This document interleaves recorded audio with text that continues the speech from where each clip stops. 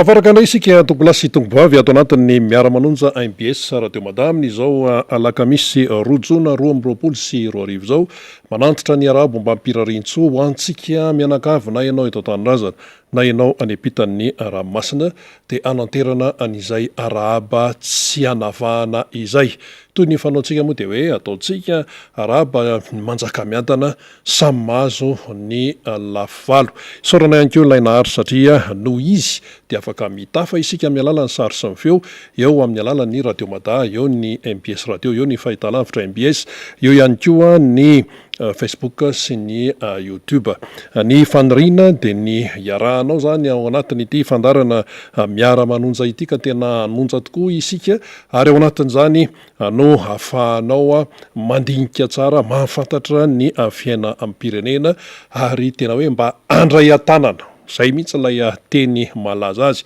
andray an-tanana ny fiaina amin'ny firenena fa tsy hitazataza-potsiny tsy henoheno fotsiny fa tena ilaina ny fandraisana an-tanana mihitsy amin'izao fotoana izao arakarak'izay sehatra misy anao zany ao anatin'ny fiarahamonina ao raha ny fandehan'ny fandarantsika amin'ity indray mitorak'itya dia mazava loatra fa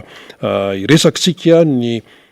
akon'ny antsoavy nataony président Marc Ravalomanana satria dia tsorina fa dia manao rano lava mihitsy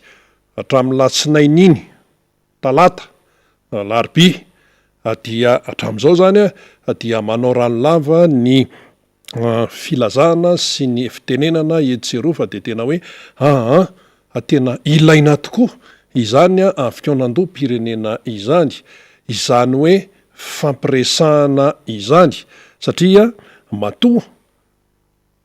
tonga amin'izany hoe tsisy efitra afa-tsy ny resaka fampiresahana dia misy antony ao izao iaraha mahita izao ny zava-misy isika miaina ny fahantrana ny taremarika avoaka amin'ny banky mondial io izy io tsy nisy hoe namorona na ohatr'izany fa dia any amin'ny 1.valopolo isanjato ny malagasy ny amin'ny resaka fahantrana zany dia tsy miova firy hoe mba hoe miemotra mba farafaratsy ohatra hoe mba miemotra ty amin'ny hoe 70 isanjato amin'ny malagasy na ohatr'izay fa dia mbola any amin'ny 1.valopolo isanjato anoany ary tena hoe miaina ao anatin'ny tena fahasahiranana tanteraka mihitsy ilay malagasy amin'izao fotoana izao ka dia horesantsika ny momba an'izany dia eo ihany koa moa zany ny toetra raha eto amin'ny firenena izay ataontsika hoe manahirana ny fanapahan-kevitra izay raisan'ny tompona ndraiky mpanjakana eto amintsika raha tsy resaka afa-tsy ren'le hoe ny Covid ane mbola misy ny Covid ary mbola miaina miaraka amin'ny atsika mianakavy eto izany Covid fa tsisy ny teny mihitsy teo hoe tsisy tsony Covid io ka dikan'izay zany raha ny tokony ho izy raha ny lojika mpiainana dia mbola ilaina foana ny fitandremana ny tena ny fiarovana ny tena amin'ny lafiny isan-karazany mihitsy reny kasibosy reny efa tafiditra ao anatin'izany kanefa moa zany ny fanapahan-kevitra izay raisin'ny tompon'andraikitra dia ny aminy hoe io moa zany Covid io fa dia hita hoe alefahana ilay hoe fiarovana sinsisa tiana moa ny mampahatsiahy zany sy manamarika fa raha ny tenany tsirairay aloha dia enao tenanao zany ny tompon'andraikitra voalohany aloha amin'ny fiarovana amin'ny tenanao aloha fa aza miandry anianina na miandry an'zatsy na miandry conseil de ministre na miandrina fa enao aloha ny tompon'antoka amin'ny tenanao zany amin'ny fiarovana ny tenanao ary manahirana mantsy dia izao isika efa ao anatin'ny fahasahiranana efa ao anatin'ny fahantrana ka raha mbola tratra n'ilay aretina dia tena sahirana manahirana ny mitsabitenina amin'izao fotoana izao re olona manahirana ka raha hoe zavatra azy mbola arovana dia alao atao na vaksiny na kasibosy na manasa tanana nina ataovy daholo fa alohantsika tsy hosidokan'ny fitenenina etsereo efa memaiva anio fa efa tsy de maninona tsonina de tsy manao kasibosy aza sinsy enao tenanao aloha jerena voalohany satria manahirana be izay resaka Covid izay so de hoe mety mieritreritra ny any ambadika any hoe misy baolina milady de hoe maivamaivanina ny fiarovatena na misy baolina io na inona io a dia aleo miaro tena foana zay ny teny avaty amin'ny fandarana miara-manonja tahaka anytony satria le covid mbola misy ka le covid mbola misy ary anytanio any amin'ny toeram-pitsaboana rehetrarehetra any fa kagrave ene mbola misy fa ny antsika moa ny taremarika ny eto ihany no hita fa ny any ambadimbadika any nga hitanao zany tsy hitanao ny any ambadimbadika any eny ary tompolasy tompovavy fanokafana ihany iny moa fa mialohan'ny tena hidirantsika iresahana lalindalina ary mbola ho avy eo moa ny namana momba ny hoe akon'ny ny antso avy nataony président Marc Ravalomanana iny dia iresaka baolina kely aloha sika vetivety fotsiny satria iny moa zany actualité vao nitranga vao alina izy iny tany Ghana de inona moa fa de iny izy iny resy 3-0 resy 3-0 zany ny bareany Madagasikara dia samy nandray zany aniny valan'ny baolina iny ny tiana tenenina fotsiny de zao raha amin'ny lafiny teknika aloha tsotra de tsotra dia tsy ampy fiomanana tsy ampy fiarahana taratry ny fitantanana tontolon'ny baolina kitra eto Madagasikara zay ny dikan'iny zay tsisy resaka hoe akoatran'izany satria na ekipa toninina ary ianao na hoe maibe toninina ary ny individuel zany ny mpilalao tsirairay rehefa tsy ampy ny fiomanana rehefa tsy ampy ny fiarahana rehefa tsy misy tandem fa maimaika io le raharangasy maimaika ao ary fomba fiainan'ny eto Madagasikara mihitsy zay rehefa mizahatra de taitaitra eo fa nga Black Star nga itsitsitsy anao zany tamin'ny première manitara mbola 0-0 efa betsaka ny baolina saika maty teo aloha fa mbola voatana fa deuxième mi-temps dia niditra tao amin'ny araton'ny malagasy ka ireny toe-javatra reny de tsy natao agaga mihitsy mandray naman tsika teren'ny fihetseham-po fotsiny de ahoana resy sinsisa ka resiko resy satria tsy ampy fiomanana tsy ampy fiarahana taratra ny tontolo mpitantanana baolina kitra eto Madagasikara ary io tsy voaingana efa nandritra ny fotoana elo io amin'ny resaka fédération sy ny namany reny anie misy fetraikany amin'ny mpilalao okitsika tsy ho maika amin'ny metsiny andreo mpilalao eny ambony-kanja fa ny any amin'ny ray aman-dreny any amin'ny fitantanana any no any mihitsy aloha no mila jerena ary mbola maro ny lalao mbola ho ataonao mibare tompoko barea mbola ho maro ka dia oka mba samy andray ny andraikiny amin'ny sehatra misy azy fa tsy fampitsabatsabaka tsy rehefa hoe manampy ianao zany dia manampy fa tsy manao rain-dedaka etsero hoe za nanao an'zao fa rehefa manampy de manampy ankitsipo de any iny ohatran'izay fa tsy asiana resaka izato sy zaroa ny momba an'izay satria le barea tsinona any Madagasikara iray manontolo zao zany zao aloha tsika de gisitra tsika Ghana ny voalohany i Angola ny faharoa satria i Angola nandresen'ny Centrafrika koa maly roso ray dia i Madagasikara zany no farany i Centrafrika no fahatelo de amilady zany mbola misy baolina ndray eonatsika amin'ny Angola i Palancas Negras Antilope Noir zay ny anaran'ny ekipa angolais etsy Mamasina moa zany io lalao io lalao faharoa dia raha ny tokony ho izy aloha zany tokony ho resin'ny malagasy zany angolais zany satria raha ny filarana eo amin'ny FIFA zany dia any amin'ny larana fa 420 ny angolais ny barea Madagasikara maneran-tany ny larana omen'ny FIFA zany any amin'ny faharoa amby zato manodididina any zany hoe mbola resitsika lavidavitra ny angolais fa zareo koa mba nihetsiketsika satria matoa izy mandresen'ny Centrafrika de tsy mitazapotsiny fa ny antsika aloha ny fandehan'ny antsika eto raha iny baolina tany Ghana iny dia taratry ny tsy ampy tsy fampina fiomanana tsy ampy fiarahana tsy ampy tandem de taratry ny resa mpitantanana ao ambonimbony ao de inona moa fa tsy ohatr'izany ny fiainam-pirenena amin'izao fotoana izao zany de io zany zao baolina milady indray de ahoana zany zao ty vidim-pidirana lafo be ty tonga hatrany amin'ny 50 000 ariary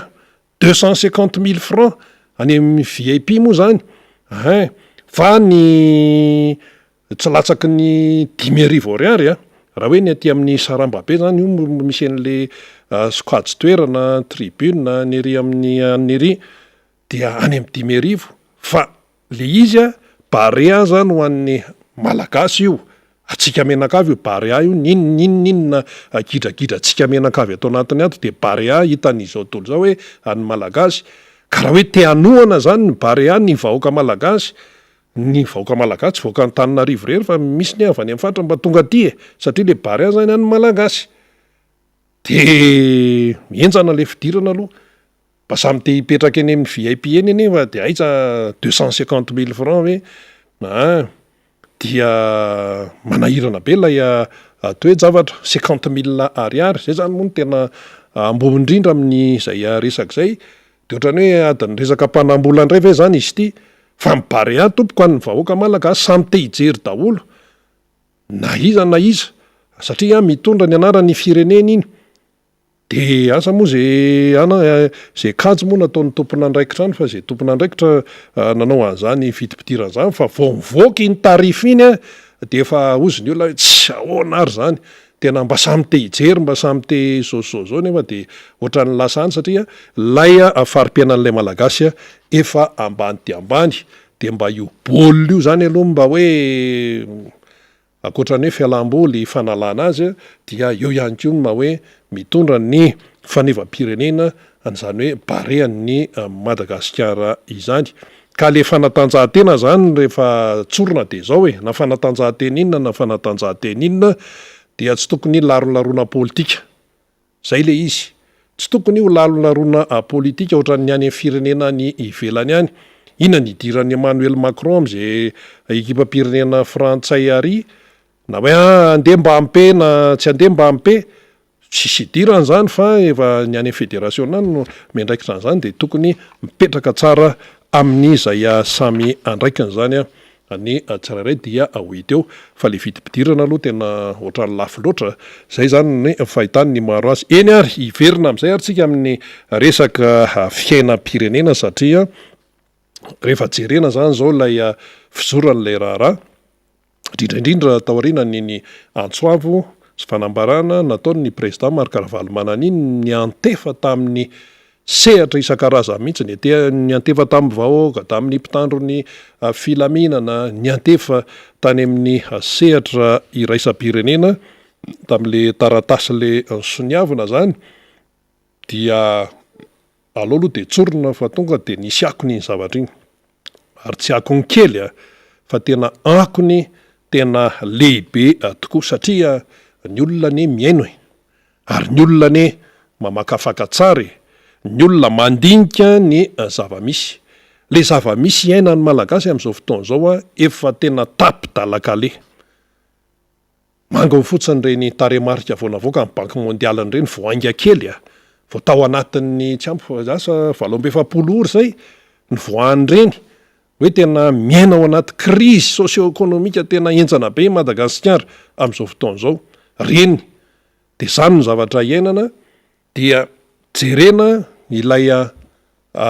mpitondra tsy hita zay hoe vahaolana hoe ahoana vahaolana hafa mihitsy no hoentin'ny régime amin'izao fotoana zao vahaolana zay everiny fa amahana ny olana de inona moa zany resaka hoe logement administratif resaka manara-penitra sy ny sisa zany ny azy fa ilay socio-économique tontolo ambanivohitra ny tontolon'ny indostria tontolon'ny fampandrosoana amin'ny ankapobeny ny fandrananetana ny lanjam-bola ny resaka angovo sy ny sisa zany tsy de vao resaka mihitsy zany nefa zay ny tena hoe aim-bahoaka aim-pirenena ainy malagasy isan'andro ainy ny toe-karena ny sosialy tsy de vao resaka zany ary izy tsy nagaga satria vao tonga teo amin'ny fitondranany ty régime ty de hoe atao ohatra Miami ny Tomasina atao ohatra ny Paris ny Ambatondrazaka aizy Paris Miami eo Miami zany any Floride aizy zany fa nita aloha zany zao dia apariparo amin'ny banky iraisam-pirenena fa mbola ao anatin'ny fahantrana tanteraka ilay Madagasikara ka tsisy vahaolana ny régime amin'izao fotoana zao tsy hita zay vahaolana metiny kinona ary hojerena amin'izao ve zany ty fireneny ty tompoko hojerena amin'izao zany de ahoana zany reo be lelokely reo ankizy reo ny amin'ny fianarana ny amin'ny fahasalamana dia izay no mahatonga n'le hoe andeo ifampiresaka zay ne le antsoavana ataon'ny président Marc Ravalomanana iny andao iresaka andao jerena no avin'le firenena fa manahirana ny zavatra miseho am'izao fotoana zao manahirana rehefa olona nona zany eny nona dia fantatsika tsara ny vokatr' zany hoe anohanana izany fa lasa tsy tompon'ny tena antsonony le olole fa nona ane zao malagasy nona amin'ny lafiny sakafo nona amin'ny lafiny fiarina nona amin'ny lafiny maolona amin'ny akapobeny mihitsy zany hoe dikan'izany hoe nona zany dia tsy misy tsy fampina misy tsy fahafenona fa de misy banga zany ao misy vida ny fiainan'ny malagasy ankehitriny ka tsy afaka jerena fotsiny am'izao le firenena fa tsy maintsy jerena ny vahaolana ary io tsisy teny mihitsy hoe zay ihany no mahavita an'io na hoe zay ihany no mahavita an'io sasa mantsy mieritreritra hoe raha vao ny président Marc Ravalomanana no miteny de ny ao andohany de hoe resaka manohatra zany resaka an'izao zany fiantsona fampiresahana ve de manohatra fiantsona fitaonandom-pirenena ve de hoe oetiny sasany any am'izay satria maninona ny any ambadimbadika any le tongotsezany mamaika azy hoe raha vao manao an'izany zao de raha vao raikitra eo zao io fiaonandom-pirenena de ny sezako aloha ny ihany fianakaviako ny ankonako ihany fa nga fitiava-tanindrazana ohatr' zany izy io fitiava-tanindrazana tsy ohatran'izany jereo ny ho avy zao ny 26 juin zany zao tsika tsy de hoela hoe ny verena ny fahaleovatena mbola point d'interrogation koa aloha le izy fa de zay aloha zany no voarakotra hoe niverina ny fahaleovatena fa tsy mora ny na tonga tam'izany na de nisy ara ny pression internationale tonga nitsangana ny Nations Unies sy nama remantsisy presaka ihany koa fa nireo ezaka stolna nataon'ireo tia tanindrazana nandritra ny vanim-potoana ny fanjanantany firiny tsy haiko hoe firy litra ny raha latsaka teto mba hoe hoany zany Madagasikara izany fa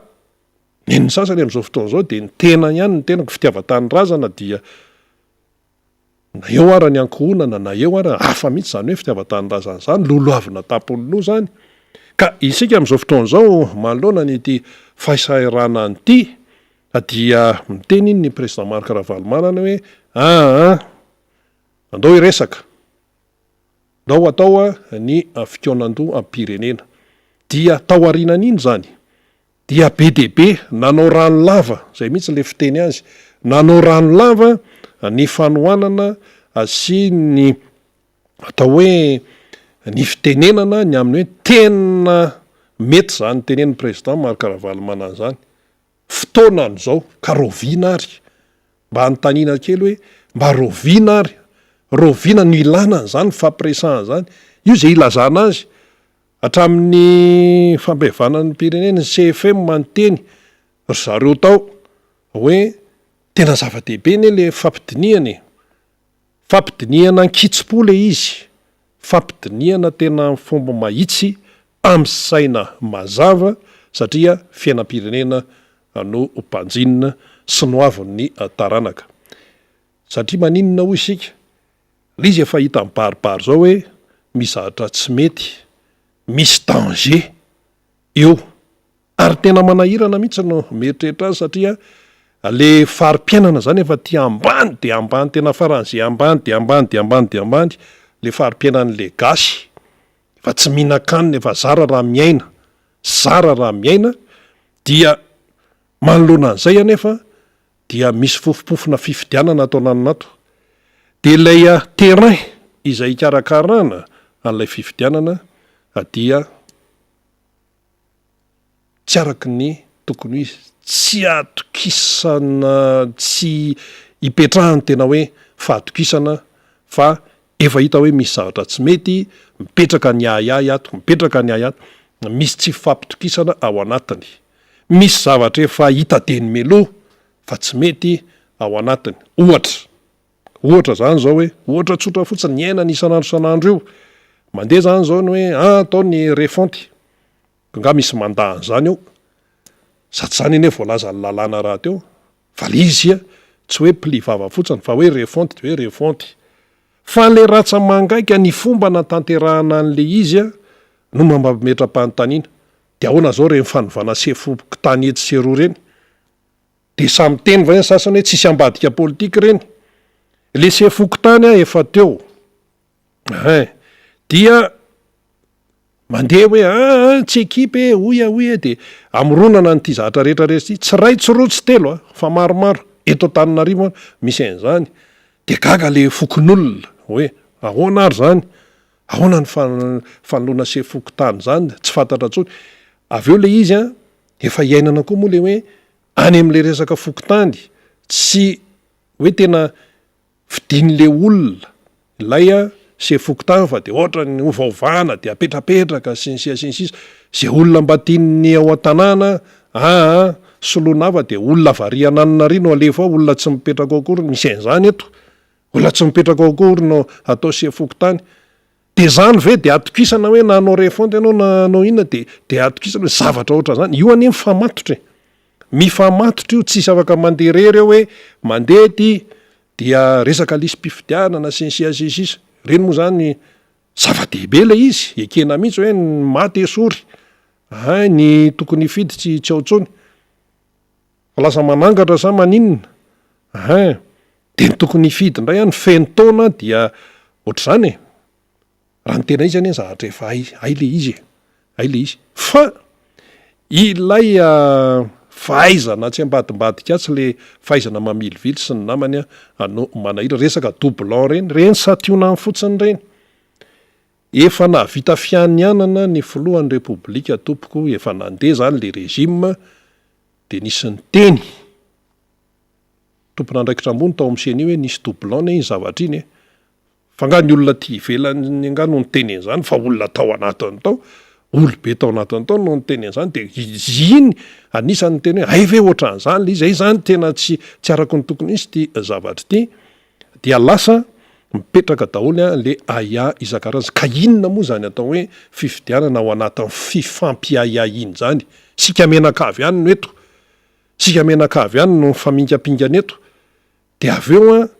misy krizy indray posta elektoral indray de krizy foana ve zany ny ainana eto tsika ve tsy mba leo an'izany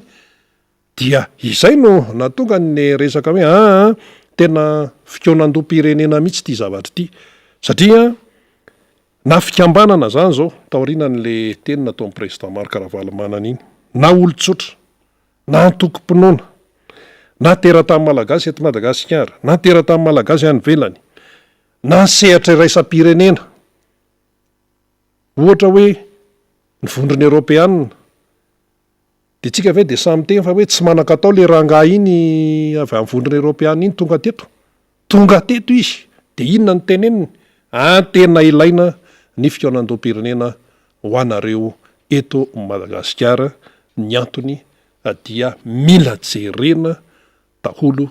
ny kipitsipitsin-javatra rehetrarehetra mba ampilamina na ny tena marina hoe mba ahafahana mandamina ny famporototo ny fitenenana ny raharaha fa raha ohatra koa mantsy ianao hoe hijery solution zany hijery vahaolana de atao le resaka pomady indray tsaingohana kely ato de ny eo ihany ny eo afaka kelikely de miverina ihany olana io miverina am'le olana tany aloha ihany ka izay no tsara ho amafisina zany amin'iny raharaha iny satria am'izao fotoan'izao dia manao rano lava moa isika ny fanamafisana an'izay le antso nataon'ny président Marc Ravalomanana zay hoe andao hiresaka andao hifampidinika sy anarana omena azy eo fa ny fikonan-dom-pirenena aloha ny tena mahafoaka azy ary eto dia amafisina tsara satria misy hevi-diso mantsy voizan'ny sasany any ambadimbadika any na misy keo ny diso fandray am'le resaka fikonan-dom-pirenena sy le hoe andao hiresaka ty misy diso fandray any ananinany na hoe misy keo any hoe manao fananiana mandiso an'lay tena fotokevy dehibe izay afinosiny hoe fikaonandom-pirenena sy ny hoe ao anatin'izay moa zany le hoe andao iresaka amanany tia raharaha ity dikan'le hoe andao iresaka ane dikany hoe fikaonandom-pirenena ane firenena de ao daholony rehetrarehetra tsy misy anavahany eo misy matsany sasany vao hoe président Marc Ravalomanana teny de hoe resaka tim ndray zay resaka RMDM zay fa marina izy hoe président tim marina izy hoe président ny RMDM fa sao de adonotsika fa izy koa ny ancien président mbola titre mbola hoentiny koa zany mbola ancien président izy manana ny statut manokana izy manana lanjany lehibe zany ancien président zany filoham-pirenena teo aloha ary manana zo feno amma olo-pirenena oatra ny olo-pirenena rehetra ka inona no olana am'izany fitenenana fijerena vahaolana samy mitonja ny anjara-brika fa ny sasany mantsy raha vao maheno an'le anarana hoe Ravalomanana de efa marary ny andohany na manofo ratsy satria miverina ao an-tsain'ny sasany daholy ny zavatra tany ananinanina tany zay manentsika ny eritrerina ary zay no mahatonga ny tolo iteny hoe aleo enjehan'ny omby masika toy zay enjehan'io feon fieritreretana sy eritreritra io manahirana be le izy ka raha miteny zany hoe fikaonandom-pirenena matoa ny olona miazakazaka matoa ny olona manao rano lava manamafy an'izay hoe fiatsona ny fikaonandom-pirenena hoe andao iresaka zay dia any rehetrarehetra ny dikan'izay fa diso hevitra mihitsy ny sasany hoe any tim marery io na an'ny RMDM marery io tsy any tim marery zany io fikaonandom-pirenena tsy an'ny RMDM izany io irery raha le teny amin'ny baibasy iny mazava iny ny RMDM manao ny karakaran'iny nisy fekevitra mivoaka tao fa ity zany hoe fikaonandom-pirenena ny rehetrarehetra mihitsy no atsona ka io asakasaka izay manava tena asakasaka izay manavaka ny tenany hoe zay tsy hanao an'izany iny moa fanapaha-kevitra zay manana fanapaha-kevitra any zany fa rehefa jerena zany zao le izy mandeha de mandeha io fotoana io dia hita hoe any amin'ny tena fampiresahana no tena mahavahany ty raharaha ity ary zay ane le hoe malgaso malgasy zay ny dika le hoe malgaso malgasy tany amin'ny Kristy tany aloha tany efa nyresahany io tany amin'ny feuille de route tany efa nyresahany zany misy an'izany any amin'ny londohany amin'ny mihitsy ary ny any ivelany anefa miteny foana hoe nareo samy malagasy aloha moka ifampiresaka dia moramora kokoa zany ny mandeha makany amin'ny fandamina dia manampy fotsiny ny any ivelany efa be dehibe ny olana tany amin'ny firenen-kafa ohatran'izany re olona efa be dehibe fa tsy maintsy ny ao an-toerana aloha no mifampiresaka tsy misy afa-tsy mifampiresahana zany ary tsy misy afa-tsy mifampiresahana ny mahavaolana ary isika malagasy hoe aty amin'ny continent africaine miresaka géographie resaka géopolitika sy ny namany aty Afrika fa isika malagasy tena misy fiavahany mihitsy raha oharina amin'ny fiainan'ny afrikanina ny afrikanina ao anatin'io le tany be any Afrika io zany tsika minosy fa ny fiainantsika misy mampiavaka amin'ny ao Afrika ao ny ao Afrika ao ane rehefa tena raikitra ny lohany ao tonga de mifampikapa amin'ny antsy be ny tsika malagasy eo ny hoe tsy fitovikevitra sy ny sisa fa raha oharina amin'ny tany Afrika aloha sika zay hitan'izao tontolo zao fa mbola manana ny mampiavaka atsika mbola eo ihany ny fahendrena malagasy mbola eo ny fihavanana amin'ny malagasy samy malagasy zany ka raha ny atsika rehefa jinihana de mora lamina raha oharina amin'ireny gidragidra tany Rwanda reny raha oharina amin'ny zavatra mitranga ny Syrie amin'izao fotoana zao ny any Ukraine moa zavatra hafa mihitsy dia ary na ny Ukraine sy ny Rosiana koa raha raha ihany ny razambehan'ireo sao de tsy fantatsika fa eo le resaka fitiava-kely eo fitiavatena misy resaka tia tena foana io resaka fitiavatena io moa manahirana eo amin'ny fiainan'ny olombelona fa dia izay le izy ka raha nety Madagasikara zany dia tena ilaina de le hoe fahavononana amin'ny anavotana anyity firenen'ity firenena ny resaka eto zay averimberina foana hoe misy am'teny tena tsy mety io fa misy resaka fitiavatena io mambanony reo mitady seza reo seza ahoanako ny rezima maro tia fa ho tapitrako heritaona sy tapany mahery eo sisa ka mitady seza ahoana ary zany ny gouvernemanta zao fa impiry nonkitiana dia fanapaha-kevitra ny taon'ny fitondrana atao ihany eny nanao an'io gouvernemanta io na nisy menimenina ary tany amin'ny député izay manoana ny fitondrana tao eny zay tsy mba nalaina ny hevitray amin'ny fandrafetana gouvernemanta sy ny sisa vao mandeha reny de enitsika tsara hoe ahoana ny avaty aminay tsy mba misy tafiditra ao ahoana ny avariny ohatra ny BDB zany zavatra mifamaofao daholo zany ka akoatran'ilay hoe fasairanana zay fa erahany be sy maro de izy koa ne misy fasairanana koa ne ao anaty rezima ao miara-manainao zany anie misy fasairanana ao ry zareo samy zareo ao anaty fitondranao misy tsy de tena hoe tsy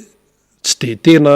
zay moa filaza azy fa misy tsy fitovikevitra ao zay mahenao zany tsika rehetra mahenao zany hoe ianona hony tsy mifanaraka tena amin'ny anina ianona hony ohatr'izao ianona hony izao fa le izy na afenina ara hita ihany hatramina misafo-andeha tafika de miady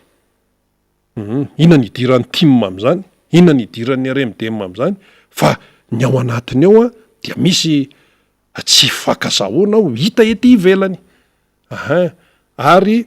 na tsy hita mivantana aza ny sasany dia hita ny vokany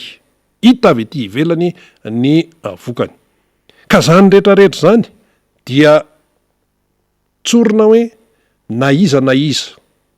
tena hoe fomba fitenena mahitsy zany na ny aty ivelan'ny fitondrana na ny ao anatin'ny fitondrana dia mahita soa amin'ny alalan'ny fikaonan-doam-pirenena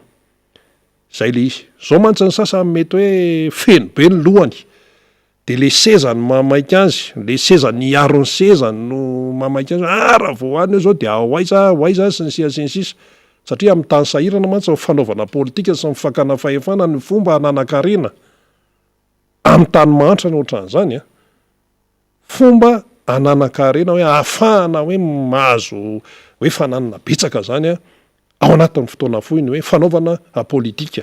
ny fahazahoana fahefana sy fahazahoana ny voninahitra moa zany no anisany ihany koa io mamaika ny olombelona io indrindrandrindra ty amin'ny tanymantra resaka arena de fahefana de voninahitra fitaovana ampiasain'ny atao hoe tsy manana heritreritra fa tsy ny tenany zany fa hita be de be zany vao jereo reny tany misy resaka dictature reny fa de zay arena fahefana voninahitra reo mantsy le tian'ny olombelona reo rehefa miteny hoe olombelona dia tena zay mitenika ao anatiny ianao zay manaraka io koa ao anaty rehefa olombelona de olombelona zay zany le atao hoe fahalemena eo anivon'ny olombelona resaka arena resaka voninahitra resaka fahefana fa zao raha ohatra le izy ka mba hoe atao mba anasoavana tsy maninona mihitsy anasoavana ny mpiarabelona tsy maninona mihitsy zany tsy maninona mihitsy hoe fahefana anasoavana ny ampiray-tandrazana fa ny amin'ny tamy mandroso any rehefa miala eo ny mpitondra ohatra hoe filoha-pirenena ohatra tena tapitra fotsiny volony satria tena miasa saina jereo fotsiny ry Barack Obama efa naseho antsika teto tamin'ny nisy fotoana hoe tonga teo izy tena mbola hitanao tao anatin'ny tanjaka tsara mihitsy fa niala teo izy zay manda anankiroa efa taona indroa tena tapitra fotsiny ny volon'ny président Barack Obama tapitra fotsy satria maninona tao anatin'izay fotoan'izay de nitambesatra tao an-tsainy amin'ny ahoana no anaovana ny reto vahoaka Amerikanina reto atao ahoana inona no atao satria ny antitsy manaiky mihitsy raha vao hoe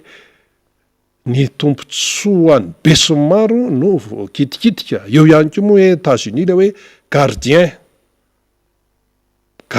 amin'ny fandriampahalemana maneran-tany. Fomba fiteny moa zany any amin'ny histoire géographie no mahay tsara an'izany sy ny resaka politika maneran-tany. Hoe manao ny ty resaka fandriampahalemana ty manerana an'izao tontolo zao zany mbola ao anatin'ny sainy daholo zany. Ka ny tsika ty amin'ny tany mahantra tahaka ny Madagasikara rehefa misy ny olana dia tsy maintsy jerena ny vahaolana, ary ny tena tsy mety de hoe andrasany fivangonga tahaka n'inona lay olana izay vao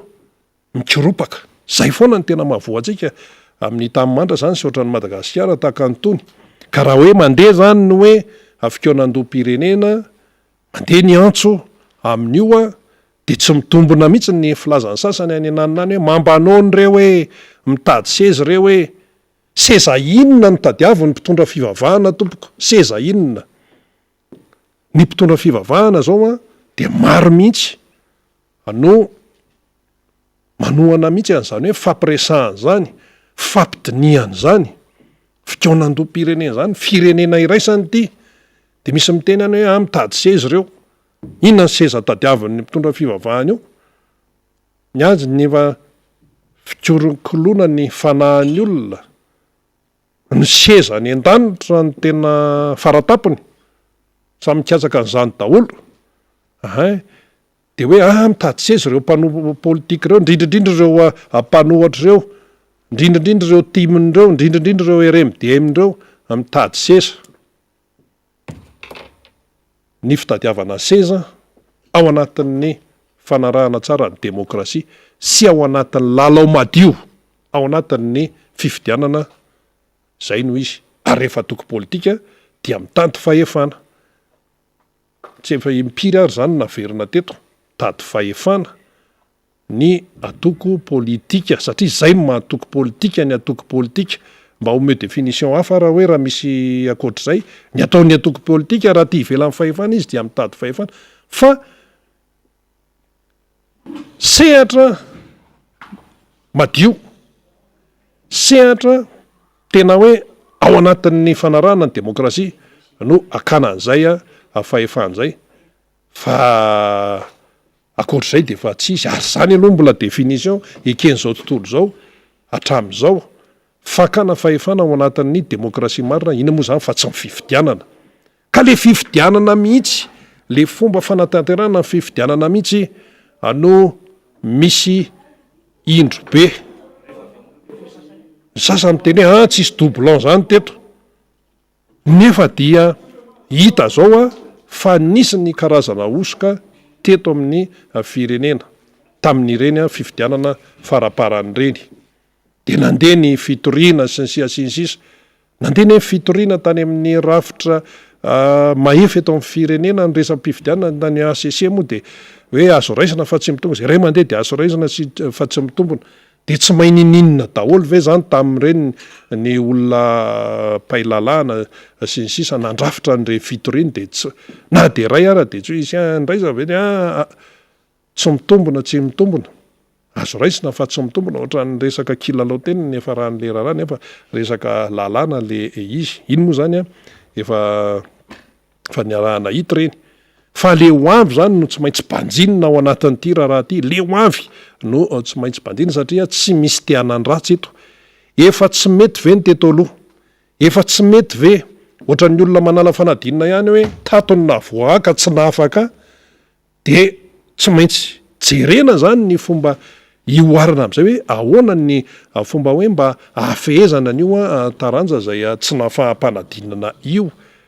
Ka rehefa tsy mety de tsy mety zany dia tsy maintsy jerena ny fomba ahafahana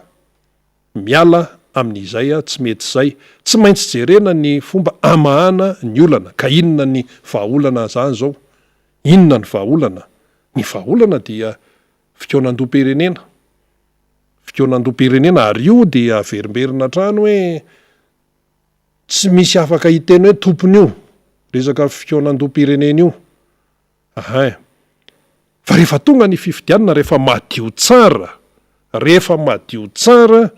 ny kanja izay ilalaovana fomba fiteny moa zay amin'ny resaka hoe fiatrehana ny fifidianana ohatran'ireny any an-dafy reny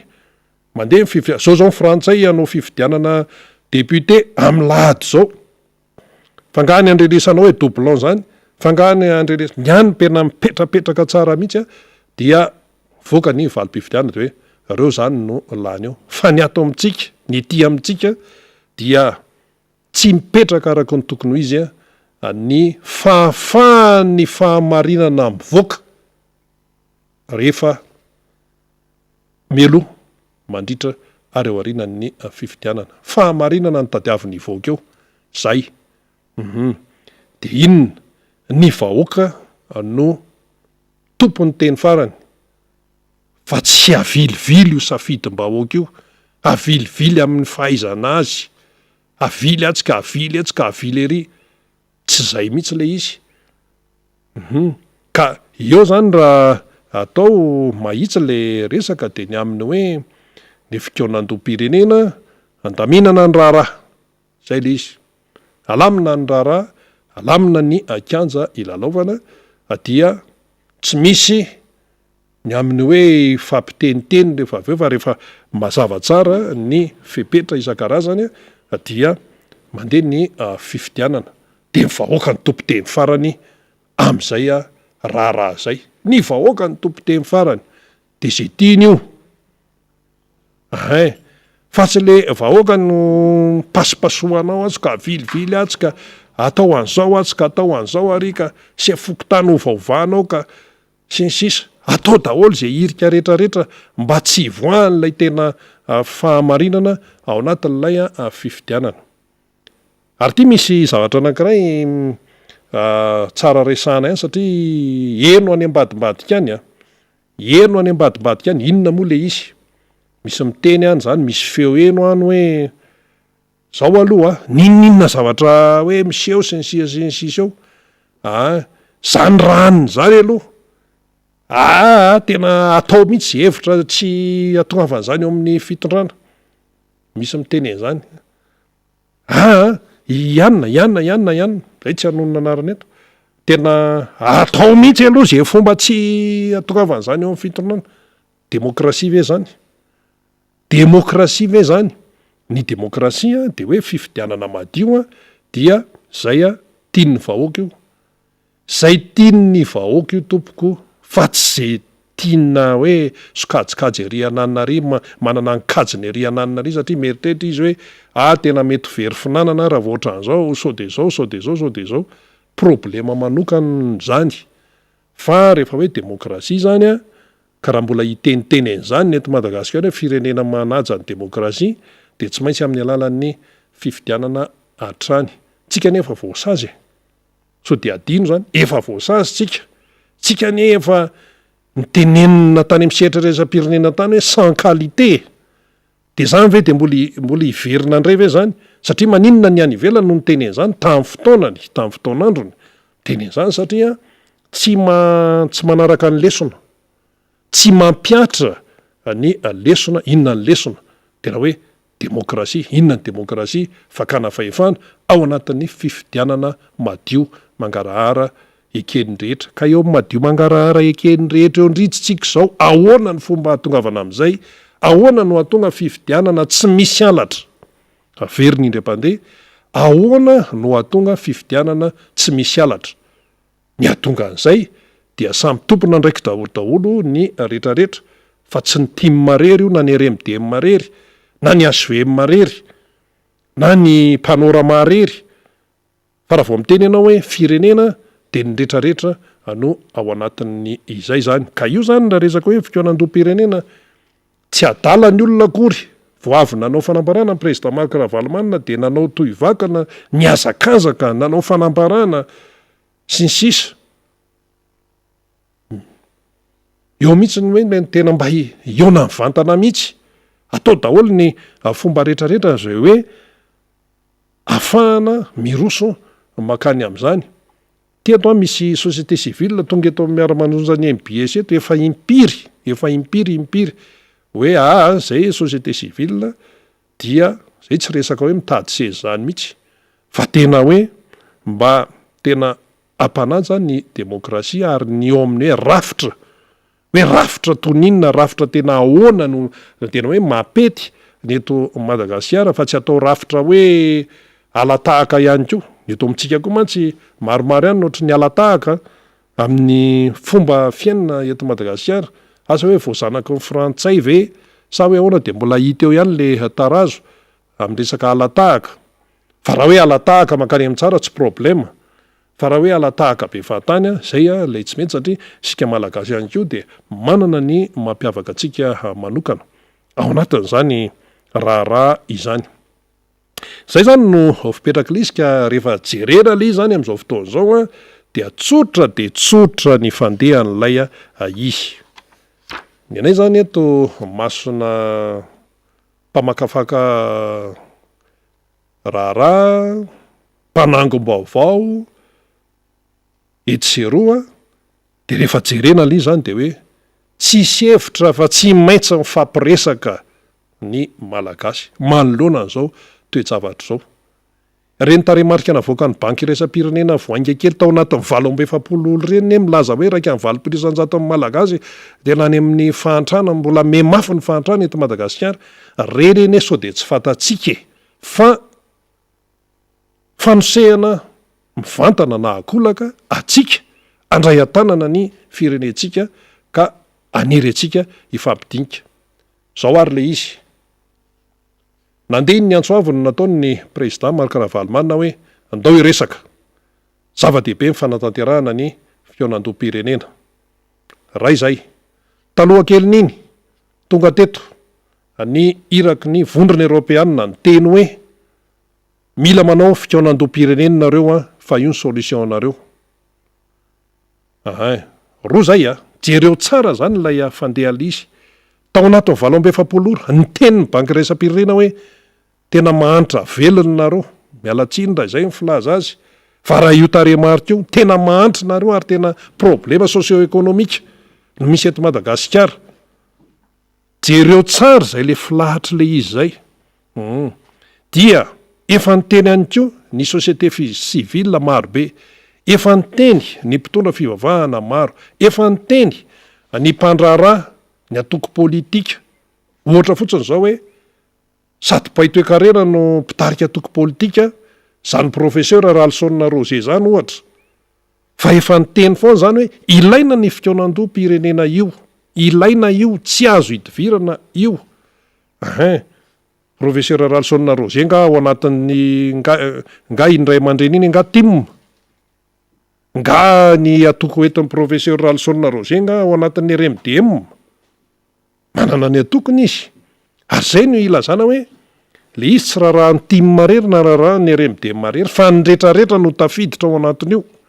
ary ny olona rehefa misaina tsara rehefa mieritreritra tsara mibanjana tsara ny atao hoe tombontso-pirenena dia hita hoe tsy le atokontsony no hitany ao fa iza no hitany ao ilay vahoaka malagasy ilay firenena no hita ao amin'izay dia zay mazava-dehibe an'ilay fampiresahana to ifampiresaka ary io moa naverimbery ny président Marc Ravalomanina foana hoe tsy misy mihitsy ny manakatom-baravarana amin'izay resaka hoe fifampiresahana zay ary zay no mampiavaka amin'ny malagasy zay ndao iresaka fa raha tsy zany dia aoeto isika anotaninana ny sasany inona ny solution akoatra n'ity le hoe fionandom-pirenena hoe andao iresaka ity inona ary ny solution tsy hitako kle tsy hitantsony zay fandeha kaingay izy io vitany tsy hita oatra zany olana mbola sarotra noho ny eto Madagasikara aza voava any amin'ny firenekafany fa ny atsika azo vahana tsara mihitsy nylay izy ary tsy miteniteny foana akory ny olona izay atao hoe mibanjina ny maizy aza ny firenena malagasy miteny an'izay le hoe fionandom-pirenena sy hoe andao iresaka izay fotoanan'izany zao fa raha hoe tsy fotoanan'izany zao de rovina indray iny ary efa tonga eto ny namana faniry Razafy Manantany somary ndrisahana lavalava zay akony antso nataony ny président Marc Ravalomanana an'izay ny amin'ny hoe andao iresaka zava-dehibe ty fitonan-doha pirenena ity dia zay moa tsy maintsy no tanterahana izay fanazavana izay satria tena misy amintsika no tsy de maraka loatra an'le izy satria araka ny tenena to hoe misy mitena ny ambadibady ihany hoe raha ny timma sy ny remidemy io raha mpanohatra io tsy izany tsy zay le izy fa raharahan'ny rehetrarehetra ty satria fitonan-doha pirenena ny anarany ty fa tsy resaka hoe anianina rery na anianina rery fa ny rehetrarehetra no voakasika ao anatin'ilay raharaha miarabanao ary namana faniry razafy manantany tonga ianao nandehandeha tany ianao ndao ary eny ary miaraba ny mpijery sy ny mpiaino antsika rina reo namana teknisiana zay miasa ao ambadiky ny sary sy ny feo na eto amin'ny MBS na ny radio mada ny any ampitan-dranomasina rehetrarehetra any misaotra sady miarabanao ihany ko nanokatra ny fandarina ary mitondra ny fanadidina sy ireo fanomezam-bavao tao anatin'izay ora iray latsaka kely zay rina dia akasitrahana tanteraka ianao ao anatin'izany fanokevitra sy ny fanolorana ny fanadidina zay nentinao izay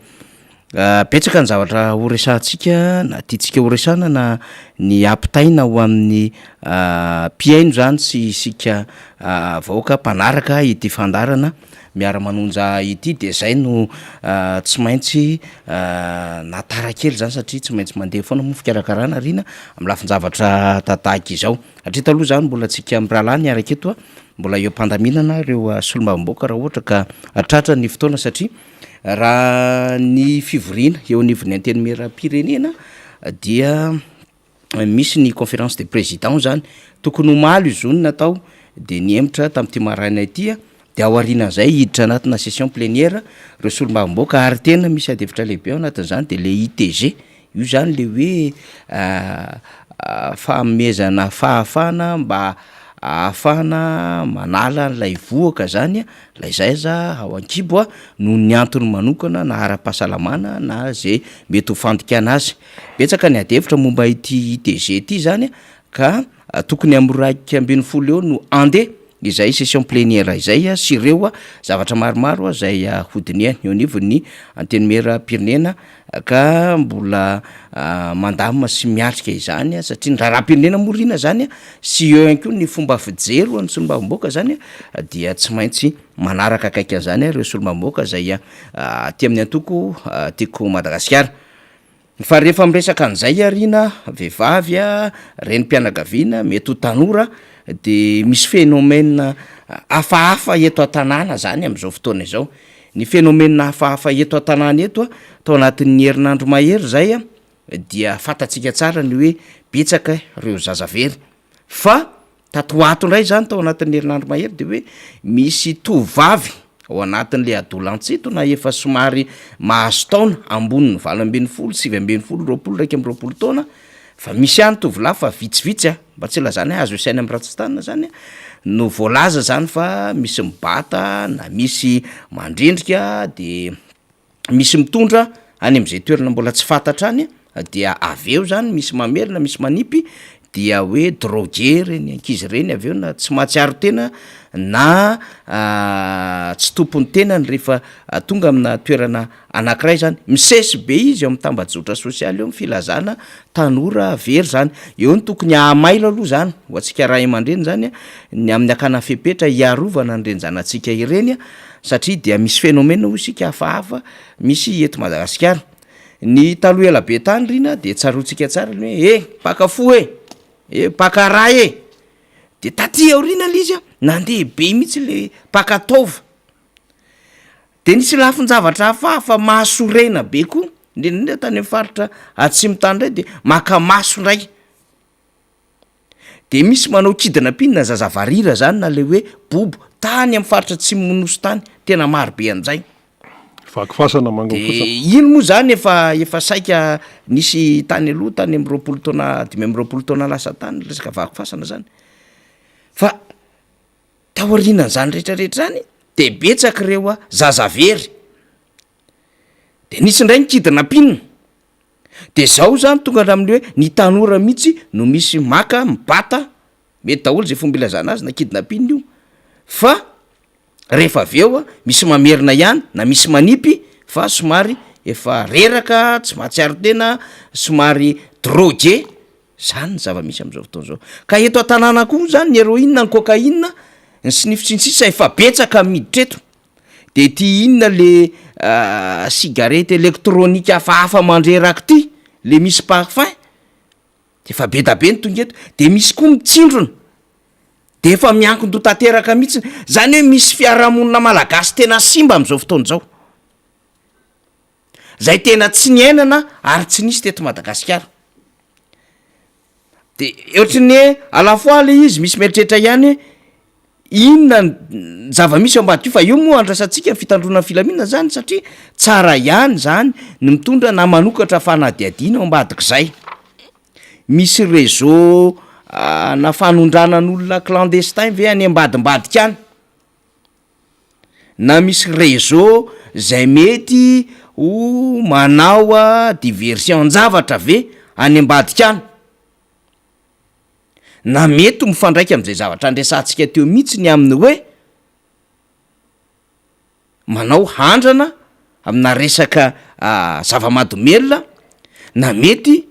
misy intention anao an'izay resaka alitra tova sisisy tsy afaka mamaly an'izany tsika sarotra be mamaly an'izany ao anatin'izao situation zao fa apetratsika fotsiny izy phénomène manahirana ary manimba ny zanaka malagasy de eto aloha zany tsika tena apetratsika mazava tsara lizy fa tsika de efa mitondra foana satria nitsika makorina zany de apetratsika foana hoe fanabiazana fizaram-bavao fanadiadiana ary fandalinana zay no ataotsika eto am'ty miara-manonja MBS radio Mataty ary tsika efa nitondra fanadiadiana sy efa nitondra devitra hoe tena trop le resaka fanolanana tena trop de ny anso tokotsika hoe iza ny ray aman-dreny afaka ijoro iteny ary ahoana ny andraiky mpanjakana mikasika zany satria hatramina zazakely hery taona 2 taona 4 taona 5 taona 7 taona 8 taona 12 taona 4 taona 7 taona de voaolana tsy ray niteraka tsy ray kely tsy dada afara tsy dada naifo tsy dada to tsy dada be manolana daholo eo anatin'izany rehetrarehetra zany ambonin'ny mpampiasa mpiaramonina sy olona mitaiza anakinana andraikitra satria mety misy zazakamboty de manao an'izany endrika fanolana zany de mba tonitony kely ndray iny zany teo mba lefilefy fa zaho ndray zany de rehetsero nisy mibata nisy nampiresaka de tonga de fanina teo de tsy nahalala ninina de nisy mibata anaty katikatira misy ndray hoe misy fofona ranomanitra mivalitra an'ity de tonga de vaeno an'iny ranomanitra iny de lasa ka zany phénomène rehetrarehetra zany zaraintsika rina satria ratsy amin'ny fiarahamonina malagasy ny tagnazavatra ohatran'izany tena ratsy amin'ny fiarahamonina malagasy ny zavatra ohatran'izany zavatra zay tsy nisy teto Madagasikara mihitsy de apetratsika fantanina e fa maninona anatin'izao endrim-panjakana izao no betsaka ny adevitra resaka alitra taova mibetsaka ny adevitra mikasika an'ity kidnapina zazavarira ity alatra maso voaingana zao tovolahy kely anankiray nisy naka amin'ny masony ilana nisy zazavarira tany amin'ny faritra tsy minosy tany boby io maso roa ny lasa mavo ny anarany maromaro ny zavatra nitranga tena mampiorokoditra mihitsy miresaka an'izany zavatra any de niresaka viol inceste de zao ndray akoatran'le hoe kidnapina zay efa niresahantsika feno any amin'ny faritra ny zorobe ihany am'izao fotoana zao feno aty abetsy-boka aty mahazo moyen ouest aty mitoraka makany amin'iny atsimo iny tena misy kidnapina ary io efa niresahantsika tsy nijanona teo an'lay na zatra hatram'izay le izy de resaka karana de resaka mony amina miliara mihodinao de fantatra fary zareo samy zareo ihany no fanotsanao anatin'izay de mahafantatra satria reo moa samy manana tsy de hidirantsika le izy fa mba manana ny fombafomba fivavahany reo sy moskeny reo de mifankafantatra hoe ray alina ohatrohatran'izao fandehan'ny fananany ray alina sinsisa de misy réseau anatiny eo de izy menakavy iny zany plus ou moins na ingingina iny misy an'le association le communauté andrareo koa zany le nicontrainza zavatra zay de nietsika tany amy côté an-tany fa etso tena le malagasy samy malagasy ary tsy mitsitsy mihitsy lay dahalo manao an'izay kidnampina zay na le jiolahy vola ndatony tapitrisa ary efatsy zay de mamono ary misy any aloha isaorina mitandro filaminana avitra ny akabetsahany reny olona tratrana fakanakeriny reny fa izao zany resahantsika ty de misy an'ity phénomène hoe misy mibata makakeriny na misy mandrokondroky de lasa any teo misy manapaka volo satria misy mividy volo lava volo tena izy tena hafahafa le phénomène eto Madagasikara de marina be ny zavatra andresahandrina teo teny an-dalana na eno an'iny ny amin'ny efa misy zavatra ndraindray efa tsy hitandra malagasy tsony zay sarangotana de voateo a nisy namana ny eo anatamiko lasa tsy mivaky loha tsy miasa saina ho an'le firenena sy le hoavin'le taranaka tsony le malagasy fa ny azy ny tadiaviny de hoe ahoana ny nanako sakafo de ahoana ny ahitako an'lay vola kely fa tsy meritreritra lavitra kory ny ary izy hoe ahoana ny avenir an'le zanako sy ny avenir an'le fireneko satria isan'andro zany de misy fiarahamonina mesimba mepotika eto Madagasikara am'izao fotoana zao ka raha ohatra ka mbola tamy misy fanjakana ihany any amy fanjakany Baro any amy tanàna Sodoma sy Gomoro tany any tantarany Babilôna iraka am'izao fotoana zao zany tantarany Babilôna zany Babilôna io be tabe ny zavatra azo resahana hoe izy Iran tamy fotoan'andro tao anatin'ny baiboly ahoana Mediana sy Persiana be tabe ny Siriane sy ny sisa fa tany amy tantarany zany no nisy fahafedavetana sy loza sy fahampitehana fa maninona ny tonga eto Madagasikara zany am'izao fotoana zao maninona miditra eto Madagasikara ny VBG maninona miditra eto Madagasikara ny ITG maninona ny resahany eto Madagasikara ny LGBT de maninona mipotika ohatran'izao le fiarahamonina malagasy ary hitatsika fena ny anakelatrany rehetrarehetreny akoatry ny maro anahy rongony zany kanabisy efa mahazovahana ny héroïne mahazovahana ny cocaïne mahazovahana ny tsindrona potika daholy akamarony le tanora ary saika je toerina rehetra andehananao za fa tsy miresaka katy tsony za fa tsy miresaka kola zavatra afo zany fa ato an'le zava-mahadomelona de rehefa mahazo an'ireny de lasa manimba tanora tovavy ny tovolahy rehefa mahazo an'ireny alay-pana satria manana motoscooter ny ato manana jog pro ny ato manana zay sainky sinsisa kimikosiny karazana mba te hanana koa le tato de lasa miazakazaka satria zay ny zavatra hita amin'ny fiarahamonina de lasa mandroba mangalatra zao ny zavatra resahako amitsika inona ny zavatra ny fifaninana ny tanora taloha taratra teo anivon'ny fiarahamonina hoe mba te ohatran'iny aho rehefa lehibe mba te ohatran'iny ny tanjoko de nisy azakazaka teo amin'ny fiarahamonina malagasy 30 taona lasa zay ny service national taoriana ny baccalauréat ny SN fa fifaninanana teo anivon'ny fiarahamonina mihitsiny zany ho amin'ny mpifanolo-bodorindrina ho an'ny fianakaviana hoe afaka baky raha ihany de ndehanao service national de mba zesitery manao an'le kaskety maintso iny de manao an'le salopety de manao an'le lobaka kaki ho an'ny vehivavy salopety otrany zipo iny de miaraka ny kaskety sy ny lobaka manao an'le service national de lasa manompo de maka posta na mahazo posta hoe ary anao no mandeha de taitra le aty aorina le zaza aty aorina hoe za koa tsy maintsy ho tonga isaina ny ahafahanao tonga isaina de mila anao mianatra tsara de afaka baka de lasa mampianatra any ambany volo lasa miafa any amin'ny resaka arrondissement tam'izany fotoanandro zany firaisam-pokotany fivondrona pokotany lasa mampianatra lasa miasa any amin'ny hopitaly sy sisy oatra zay le fifanana ny fiarahamonina malagasy taloha de nianatra lay zaza malagasy de natao tanjona mihitsy ny hoe ho afaka baka de anao service national nalàna vavy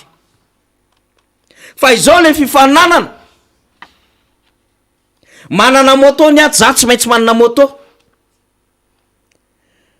manana redmi pro inona tsy fantatry tsony am'ty telefona gamma ty za tsy maintsy manana an'iny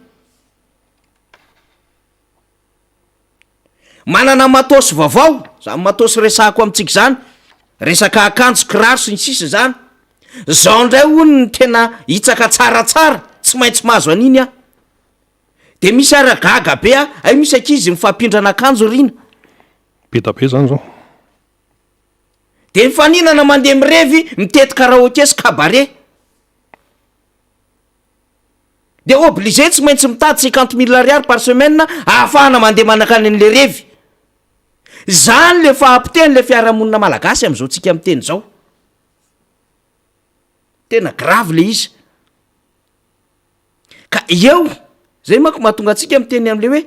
inona moa ny andraikitry ny antoko politika sy mifikambanana ary efa nresantsika teto zany rina fa mazava ingeo am' statut de l'opposition 2011-013 e fa éducation des citoyens éducation des membres ka raha matoa zany tsika na ny mpanohatra mandeha miodina era Madagasikara io de mba mizara manao fanabeazana ny olo-pirenena izy satria misy avenira midona amina danger eto Madagasikara atsaroko tsara am're lalina andehana ny mpiatrika tiako Madagasikara reny tsy maintsy mipetraka foana ny hoe banjiny no avy ny firenena tsy maintsy mamokatra tsika mampianara zanaka ary mieza mitandrina ara-pahasalamana mipasazy ny président Marc Ravalomanina ohatra ataony Zorobe de niazy mazava ore olona tandremo a arovony tena aloha indrindrandrindra am'ty resaka coronavirus ty manaova vaksiny fa raha ohatra raka tratra de mba tsy lasa mba mety reraka kely fotsiny de pasazy mandeha le aretina mitsofoka ao zao ny conseil des ministres mivory vahana ny kasibosy anaty taxi be izy aloha mbola mandeha de aprisihany andeha le CVO fa izy tsy miresaka an'le vaksiny resaka sepotrara ny resahany eo le CVO efa tsisy mirara tsisy mpanao combien na le vovony io na le zelule io na le ravina artemisia fa aprisihana foana le vaksiny nefa efa nitrosana sy nanaovana campagne tany amin'ny communauté tany mihitsy na ny communauté nandota tabatra hoe tsy maintsy manao vaksiny nareo fa tsy rarany zany zay le zava-misy eto Madagasikara de ino le fa lasa fahadison'le mpanohatra raha ohatra ka mihetsika amina tanàna iray izy nde hoany amina tanàna anankiray zany zava-misy eto Madagasikara am'izao fotoana zao santionany zany resantsika zany a de averintsika fantanina ty grave be rina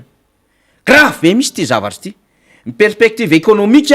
navoaka ny banque mondiale zay fanresahandrina teto zay ia de jour fa ny resaka fanabeazana no nitondran'ny banque mondiale fanazavana betsaka tao anatin'izay fomba fijery ara-toekarena amin'ny hoavy sy ny zava-misy eto Madagasikara zay de grave le izy satria miresaka le izy fanabeazana de tsy gaga zany tsika raha ohatra ka ohatran'izao ny zava-misy eto Madagasikara potika le firenena satria lay tanora volavolaina fanabeazana mihitsy no simba eto Madagasikara de lasa tsy manana tanjaka tsony le fanjakana tsisy afaka hiteny am'le fanjakana hoe inona zany ny zavatra tena andrasana an'le fanjakana de zay nge le mahadiso an'le zavatra atao le fitondram-panjakana hoy izy hoe EPP manara-penitra CG lycée de tsy gagitsika raha ohatra ka mamoaka ny banque mondiale hoe tena sy tavoaka le fanabeazana. Zay le zava-misy zao anisan'ny santiona ny resan'ny banque mondiale atao anatin'izay 80% ozy izy des enseignants à Madagascar non pas tsy manana la qualification nécessaire pour exercer leur métier. Mapata zany zany zavatra mampalahelo zany 20 isan-jato an'ireo mpampianatra eto Madagasikara dia tsy manana an'le zavatra takina mba hanao an'izany asa ho mpampianatra zany. Raha izay 97% des enfants malgaches âgés de 10 ans n'ont pas la faculté de lire et de comprendre un texte adapté à leur âge. Ny 70 isan-jato ny zaza malagasy manodidina eo amin'ny 10 taona dia tsy manana fahafahana hamaky teny na hafantatra akoriny soratra zay voasoratra amin'ny taonany. Banque mondiale nahita an'izany de tao anatin'ity rapport ny banque mondiale satria indroa manao rapport isan-taona ity de ty resaka système éducatif ity io izy io tatsika io gazety mpiseho isan'andro no atakeny ny banque mondiale. Banque mondiale ato zany efa mametraka ato am'le fanabeazana any ny bazin'le fampandrosoana ka raha ohatra ka te amotika firenena iray de potehana ny fanabeazana. Zany zavatra tsy mandeha lavitra akorontsika tonga de mahita zany. Logika arako un président de la république tsy mahafantatra akoriny ny établissement scolaire eto amintsika nisany. De ohatran'izao navoaka amin'ny banque mondiale letran'izao système éducatif eto amintsika potika be da be izy ao de mbola misy karazana sary samihafa fa ataotsika ohatra fotsiny ty zavatra ty de tsy gaga zany tsika raha ohatra koatran'izao zava-misy manana lesiko tsika eo amin'ny mpampianatra zay tsisy fanomezantsiny zany ka le asa tsisy voatery mampianatra mba hoe hananana asa le toerana sy le fahafahana ahafahana mampianatra mbola tsy voakojakoja tsara. Raha tonga eo professeur Todsorapis de azatsika satria ity PSE ty tika efa andresana teto foana plan sectoriel de l'éducation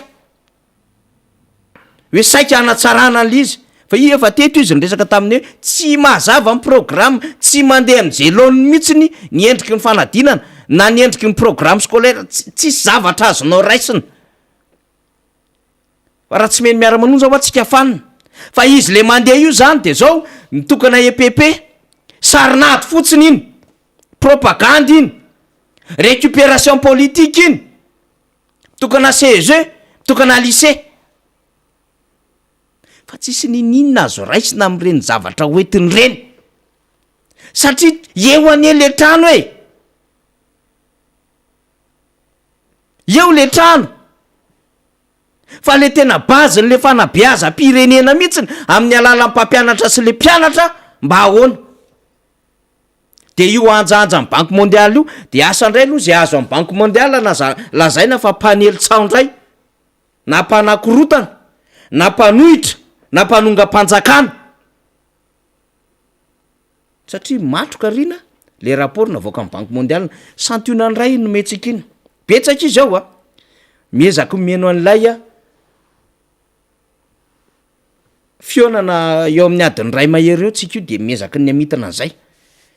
satria misy an'le manam-pahaizana marika zay namoaka n'ilay économiste namoaka n'ilay fomba fijery rehetrarehetra zany de ezahantsika lizy hoentina tsikelikely fa tena matroka momba amin'ny Madagasikara sarotra ka isika ary moko asa rina banque mondiale ve namoaka an'le hoe mbola mila manatratra 70 taona vao anatratra niveau de vie mitovy any roa andatsika de zany rehetrarehetra zany sy ny zava-misy iainana am'izao fotoana zao mbola tsy resaka zavatra hafa no andefasantsika nyity zao zava-misy zao de antso tokony hijoroan'ny olo-pirenena handray andraikitra no avy ny taranaka araky ny apelina nataon'ny président Marc Ravalomanana mitodika makany ny vahoaka malagasy fa manomboka eo aminao ny fandraisana andraikitra ry vahoaka ry olo-pirenena ny tsy fitenenanao ny tsy fijoroanao ny tsy fahasahinao de firaisana tsy kombakomba mamotika nyty Madagasikara ty io zany le hoe mila malakondra mandinika misaina ary manapa-kevitra hoanoaviny zany firenena zany ndao ary namana teknisiana ka oka atambatritsika ny hery satria ny firasakina no hery sahiny joro ho tombontsoa imbonany malagasy rehetra milaza aminao tsara mihitsy ny aho fa raha isika zao ny samy milaza fa hoe tsy anaiky an'izao ny 50 isan-jato malagasy amintsika miresaka zao de fa tena tsy manakanokoana olona vitsy de vitsy zao fa vitsy mampiasa ny fitaovam-piadiana mampiasa ny volany a jery ny tombontsoa manokana ary tsy vitan'izany ihany a tsy avelako mipetraka eto mihitsy ty fa anoratra azy zao de osony aviko a ho aparitako re tany ren-danitro ty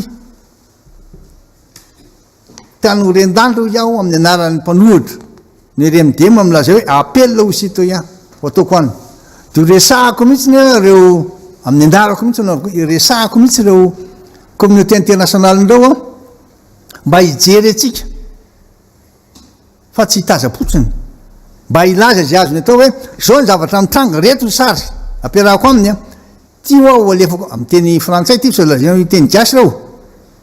tio a misy fanambarana zay nataoko filazana antso fanambarana na filazana na antso nataoko tamin'ny voaka malagasy fa efa tsy rary ny tsony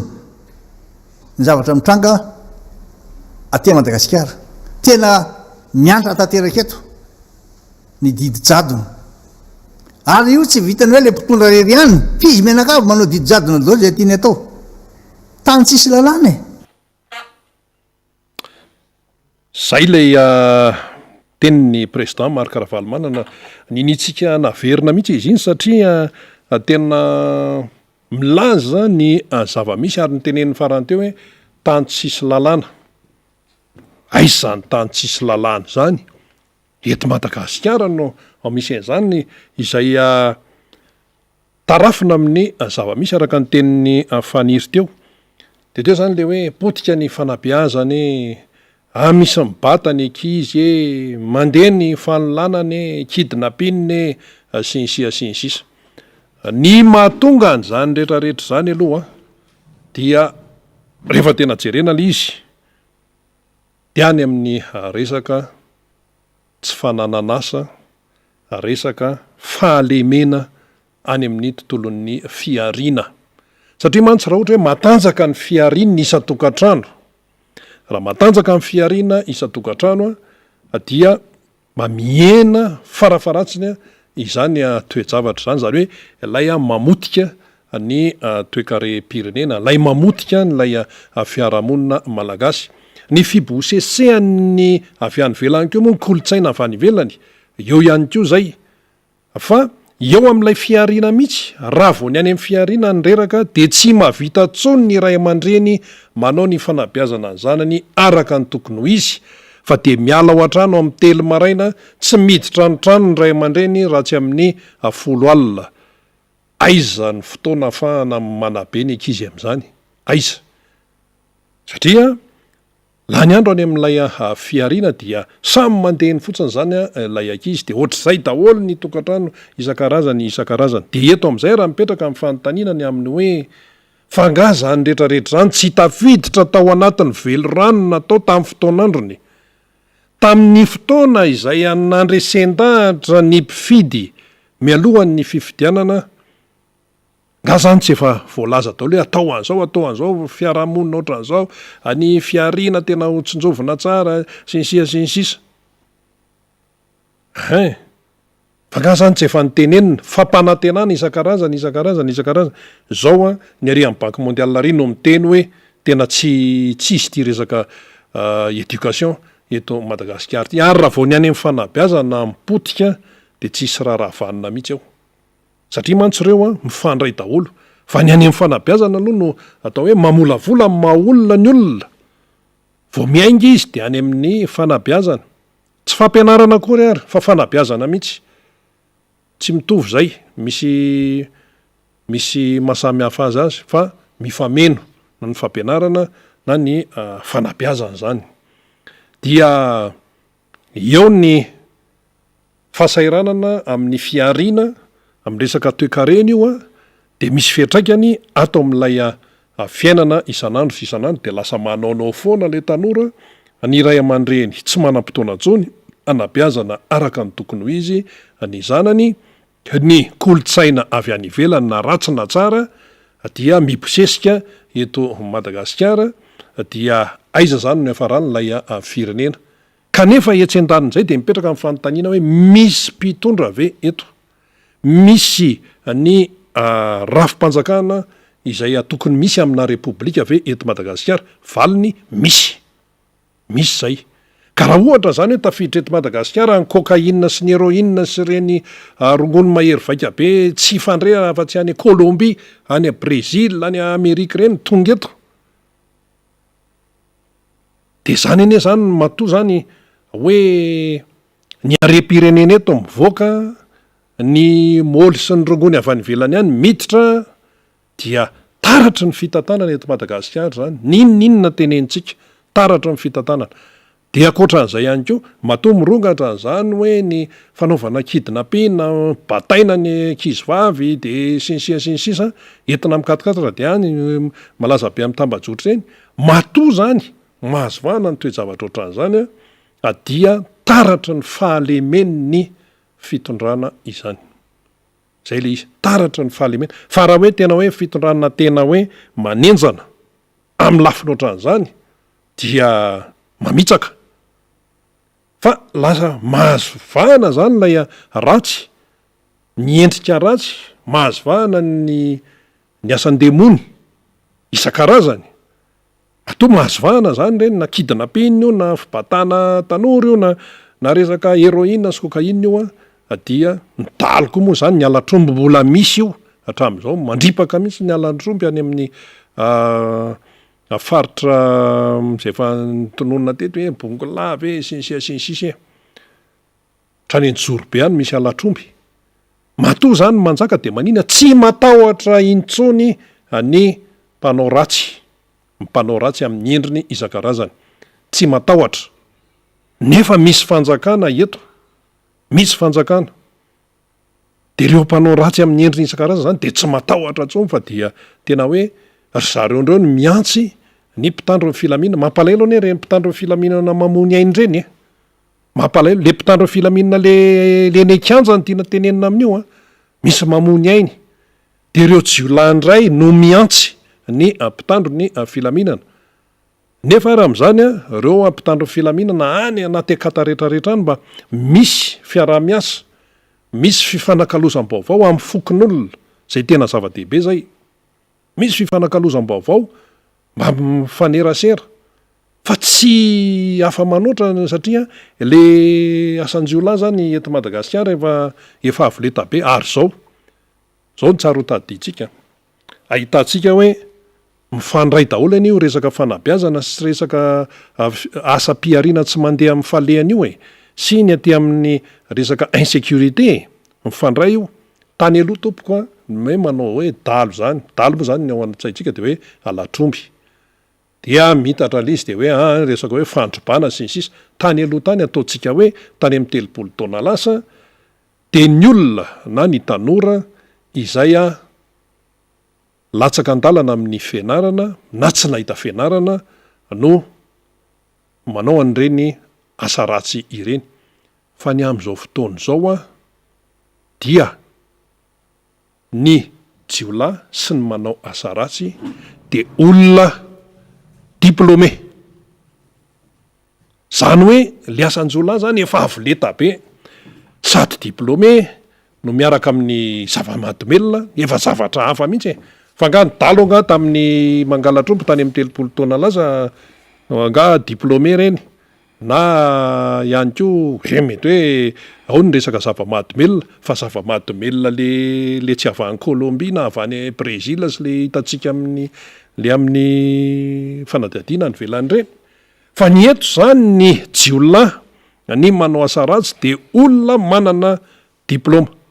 farafaratsiny eo amin'ny BPC fa diplôma zany BPC zany dia misy ny manao asa ratsy ny asan-jiolahy manana mihoatra ny baka le baka zany na le licence na le maîtrise tokony ivadika ho asa iny fa tsy asa zay mitondra soa any toe-karem-pirenena fa lasa asa mambotry indray zany ny eto Madagasikara vadika manoatra zao mihitsy rehefa manana diplôma ianao zany de tsy inona ary no ataoko tsy hitan'izay atao de lasa izy manao asa ratsy halatra fiara halatra moto halatra isan-karazany zany hoe ny manao asa ratsy zany eto Madagasikara dia olona manao asa ratsy intelligent manatsaina mametrapetraka ny lamina isan-karazany eto sy ireo fa soa ihany aloha fa tena hoe mba manao ny asany ihany ko manao ny aintso zavatra ny mpitandro ny filaminana de hita ara amin'ny sasany zany hoe hita ihany hoe raha vao resaka politika de mihetsika zany fa misy ren'le mpitandro filaminana reny vao tenenina teo misy mamony ainy tena hoe manao ny ainy tsy ho zavatra tena hoe ho an'ny tandrazana fa io moa zany any amin'ny resaka politika sy namany tsy hidirantsika ny momba an'izay fa ny endriky ny asa ratsy zany eto Madagasikara de fa mivoatra be mihitsy amin'izao fotoana izao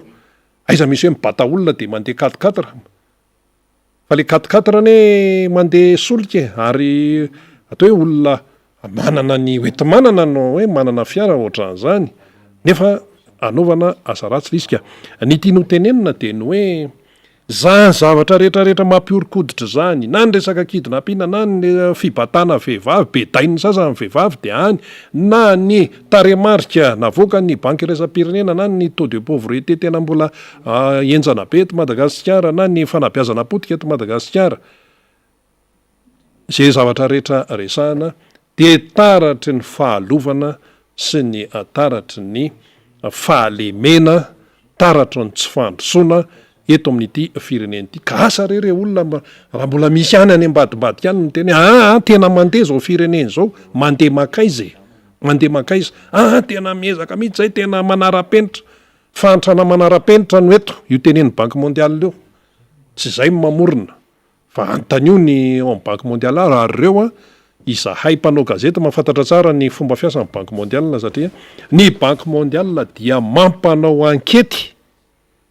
any anaty ravikazo rehetrarehetra any anaty akata any fa tsy sifra mivoaboaka am'izao fotsiny io akory fa misy ankety ao misy fanadiadiana ao misy fomba fanaovana ny hoe fahafahana mahazo ny taremarika fa tsy taremarika apetatoka ohatran'inona moa le tamin'ire pandery le hoe 12% no vita de reto mbola andalam-pahavitana de 53% moa safiry moa le an'iny 53% zany mbola metraka amin'ny fitokisana aminay mbola metraka amin'ny fitokisana aminay fa ngany banque mondiale ohatran'izany fa ny endry zareo tena mipetrapetraka mihitsy ary eto tonga ho an-tsaina zany tsy hoe ity resaka taremarika ity zany stat zany zao tena hoe sehatra ngeza be zany amin'ny tena hoe fikirakirana ny taremarika fa dia move zany zao io sehatry ny istat io tena hoe mba afaka miasa araka ny tokony izy nandrenesana hoe fitaraina sensisa zany zavatra zany de taratry ny fahalemen'ny fitondrana daholo inona solution zany andao iresaka feonambe-pirenena andao ary faniry ny tsika moa zany taoriana le fanambarana ataon'ny président Marc Ravalomanana miantso firaisan-kina ny sehatra sy ny hery rehetra zany de marobe reo nanao fanambarana zany efa mandrindra ny fiakarany reo vahiny zany tsika zay anohana an'izay antso samy hafa izay fa mialohan'izany rehetrarehetra izany aloha zany satria andaminana alamina tsara ny fotoanan'izy ireo a maromaro izy ireo zany a de fikambanina samihafa vondrona samihafa dia samy nametrahana zay fandaminana fotoana zay satria misy tena miteny mihitsy hoe zay hiakatra plateau zay a hanazava ny hevitra aiky fa mialohan'izany rehetrarehetra zany mba handaminantsika nyrenyrina ny fanambarana avy any ivelany koa zany a de betsaka vakitsika zany toy Teo misy ray. GTT Île de la Réunion ty a avy any la Réunion zany de hoe manoloana ny fanaparam-pahefana sy ny fanitsakitsahana ny zon'olombelona tsy misy fitsarana natao ny fitondrana rajoelona dia manohana tanteraka ny antso nataony lehibe mpanohatra omaly 30 Mai 2024 zahay mpikambana ao am GTT la Réunion miroso tanteraka any am didy jadona fanjakana tsy refesy mandidy ny fitondrana ankehitriny tsapa fa tsy lara-pahamena aminy ny ady amin'ny fahantrana sy ny ady amin'ny fandripahalemana ary ny fampandrosoana ny firenena fa ny fiarovana ny tombotsoan'olombitsy no tena imasony any ka tsy misy ena masitsony ny fanitsakitsahana matetika ny lalam-pandrenina hatram'izay nataony ty fitondrana ity tondrotokana tsy mahazo aho ko manainga ny voaka malagasy tsy akanavaka na ny atandrazana na ty ivelany hifandray tanana sy hanambatra ny hery mba hanameloka sy hanohitra izao fametrahana jadona eto amin'ny firenena izao raisina ndraikitrao de nizao na de hoan'ny taranako ihany aza mendrika sy hiaina hanaty tantandalana ny malagasy satria izany no antoky ny fampandrosoana ny firenena malagasy ary zany no lova tsara indrindra havela ho any dimy sy fara elavelona ny Madagasikara ity zany fanambarana avy am GTT la Réunion ity nrenesitsika ity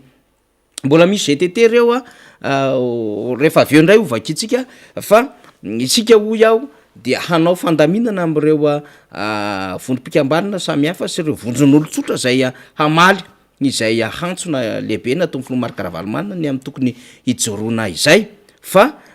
io zany a de alamitsika rina ny fandaharam-potoana sy ny fandrindrana izany rehetrarehetra izany satria efa misy mandefa fatra maromaro avaty amitsika mo ao anatin'izany fa vakitsika vetivetika aloha ny soratsoratra raha vonina namana teknisianina de misy soratsoratra commentaire vitsivitsy eo zany a zay efa voninao divinina rahabaroela ary ny anomboatsika azy fa tena tsy misy toy antsony zany aity efa omaly ty a le 11 milliards sy ireo volamena tasoara tonga de dingantsika satria ino omaly raha fanomezatsorado miaraba ny MM rehetra na eto antoerana na any ivelana makahery ny mpanetana fandarana ihany ko misaotra indrindra tompoko ya jarabe natoandro asio resaka mafy ao le resaka fangalaran'olona tsy misy antony rehefa hita le olona very de ity very ity mba hitandremany vahoaka malagasy ifandresantsika teo mihitsy zay satria tena zava-doza mihitsy izy io maya harson makasitraka foana nareo miara-manonja rehetra foana de misaotra indrindra maya tovy razaka miaraba ny tovo a tena mampijaly ny zavatra rehetra misy eto Madagasikara satria raha avy miasa ianao ka andeha hody de tonga ny ambotaiazy tonga ohatrandray ianao tapaka ny jiramaty loza tsy mahita zany malaza tsy mahita vaovao tapaka foana ny jiramaty gravy ngely zava-misy tena gravy mihitsy le izy mamizao manda ranjarivo a andeha indray ny kawitry koasa kilalaka amory vahoaka ka tsy mahazo olona izy raha aterena ny fanaovana masika sy famerana ny olona mivory ny lalonana sy ny fety no ambony indrindra tsy mahazo aina ary tsy marary raha tsy misy mandokandoka rainlainga aiza mino elso razana miaraba ampitiavana miara-manonja mitambatra rehetra era-tany tompoko misy zavatra tsy maintsy jerena sy arahanakaiky reto de momba ny voalohany théorie de grand remplacement égale hiara-mahita sy malala fa tena ampantraina ny voaka malagasy faro interruption thérapeutique de grossesse iteze zany égale hovoniona tsikelikely malagasy no sady potehina ny kolotsaina sy ny sotoavina fahatelo golden visa égale tany vita borny Madagasikara dia tsy tokony homenana iza na iza fa ny malagasy tokana ary tsy azo ekena ihany ko ny fivarotana tandrazana fa masina loatra izy io ko ilaina tokoa ny concertation nationale zay efa nangata ny filoha Marc Ravalomanana tamin'ny oktobra 2021 ireny ka hatreto makasitraka sy misaotra tompoko ny toy andray de rina namaky azy ary I mamijô madara anjarivo ihany a sahiran-tsaina tokoa izao ny ray aman-dreny tompoko izy a mandrendriranjatry lava izay a ry ny taranany aoka ho mailo ary ianareo tanora raha mety miangavy a mba hiaino sy anao recule fa hopotika ny hoavinareo rehefa tsy nianatra bado tsy mahay na inona na inona de mora ambakaina efa naheno ve nareo hoe fampianarana manara-penitra ny eniko sy hitako aloha de ny fototra fitrasafoana no dradradradrainy ho manara-penitra ity misy eny ary afatra rina zay nalefa nanamana zany fa izy moa tsy tafiditra ato am'le manaraka atsika aloha zany a de nandefa nyty afatra tsy izy a ay de mba vakina satria mba mpanaraka atsika izy a ty aloha zany nafinaritra be azy de hoe bonsoir faniro izy izy a tena ambiansa no niaino anareo sy tonton mota androany salut any amin'ny any de mihintsika fa maheno atsika tonton mota zany a anatin'izay zany ay fa ty misy afatra avy aminy de hoe tenenina foana fa mipiara-miasa ny lesika eo amin'ny fitondrana iray tsy mitombony zany am'ty fitondrana ty fa président mihitsy miaingy any aminy rabiraby samihafa de manaraka daholo ny ekipa rehetra izy mihitsy nyty rendrarendra eto amin'ny firenena misaotra hoy izy nalefa ny taty amin'ny mp moa zany le izy de everitsika fa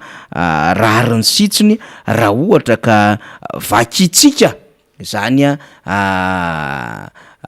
inona moa zany afatra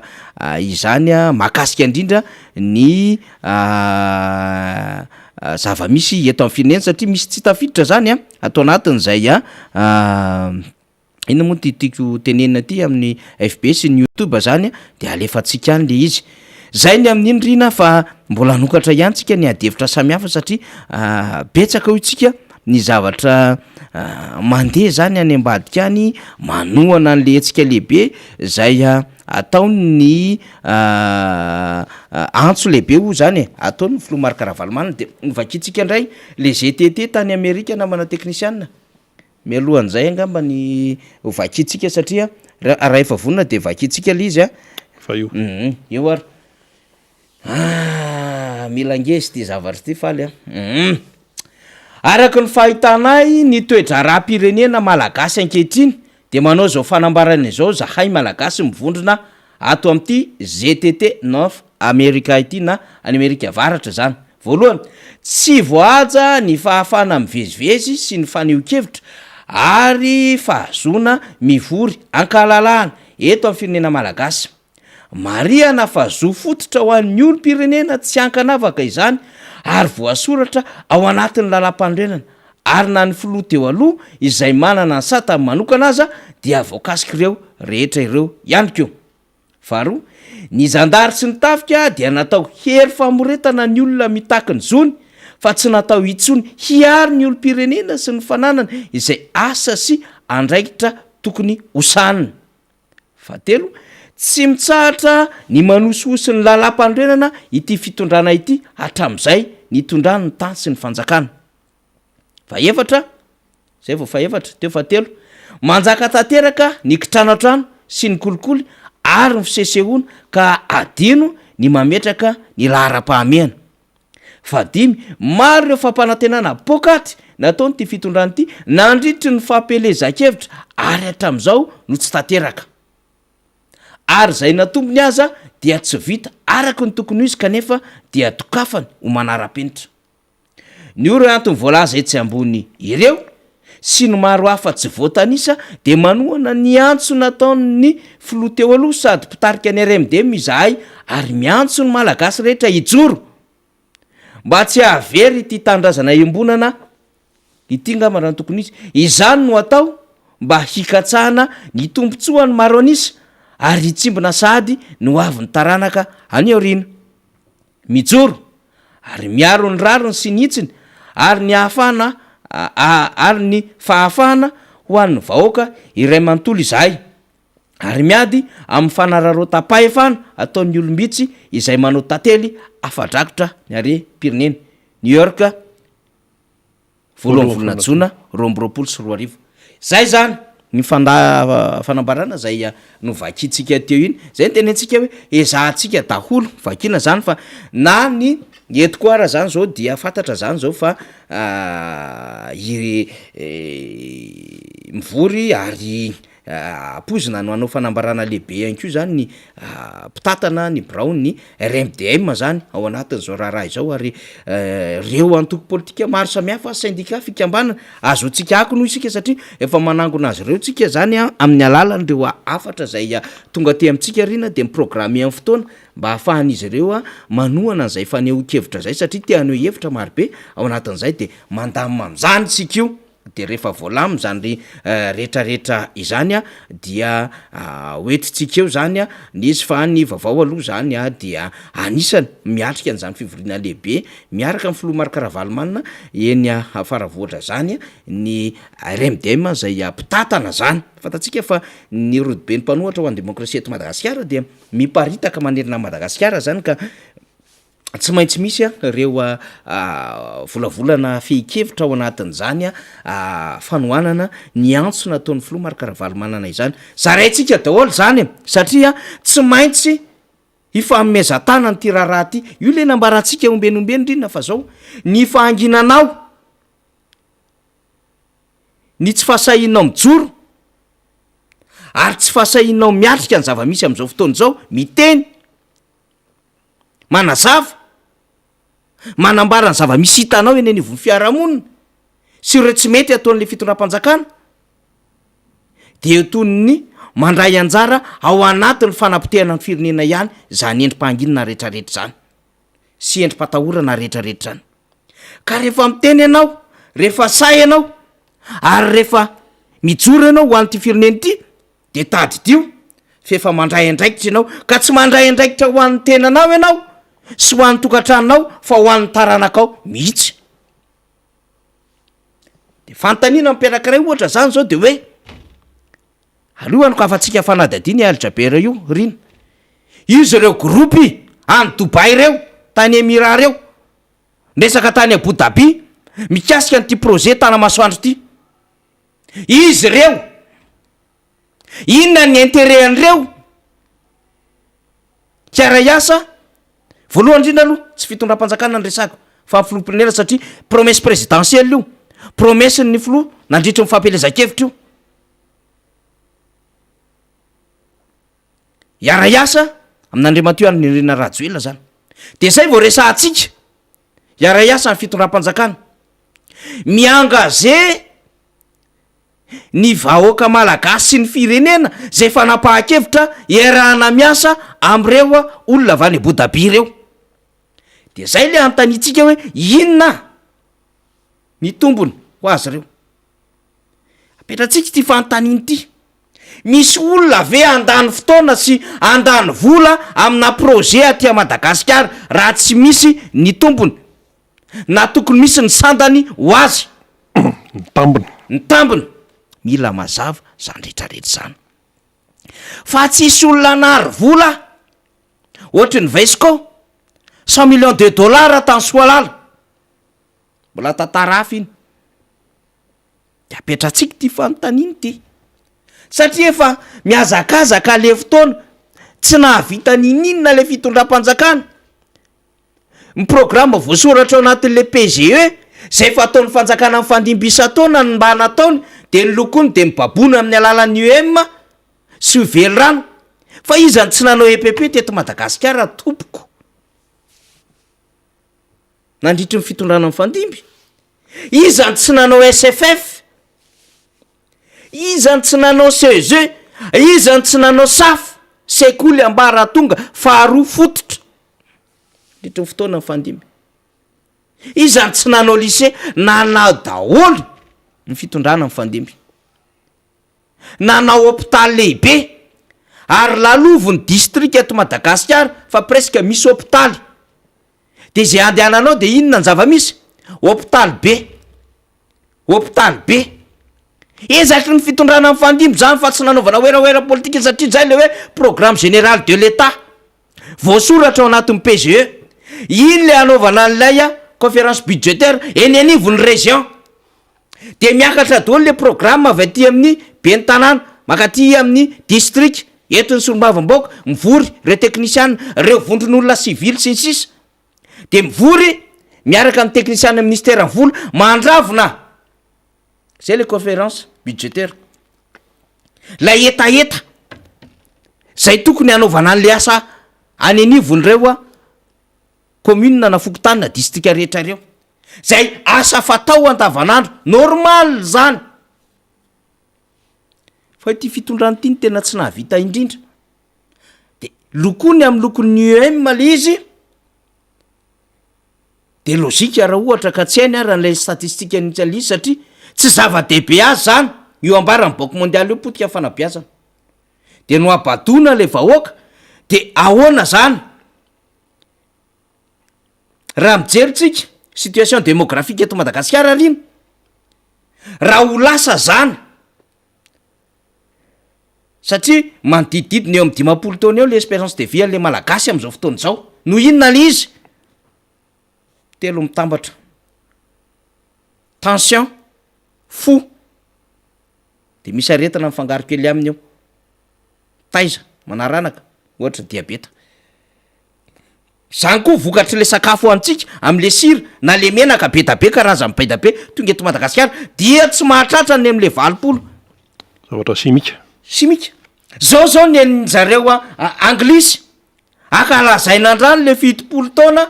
ny andriana ny rainy Elisabeth II izy efa 70 taona ena am 70 taona izy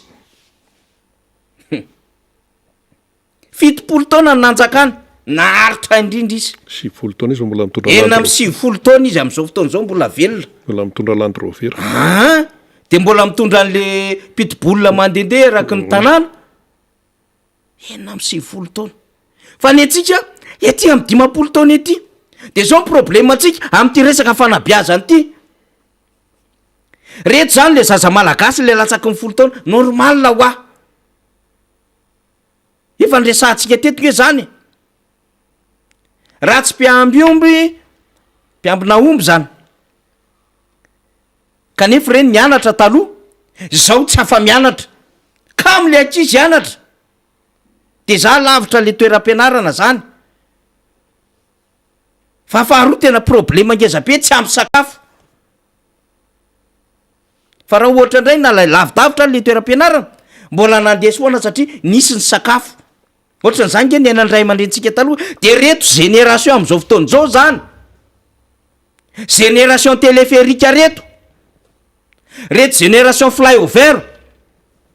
génération tanamasoandro satria zany tondratsika zay le revonle fanjakana le transition énergétique le basculement numérique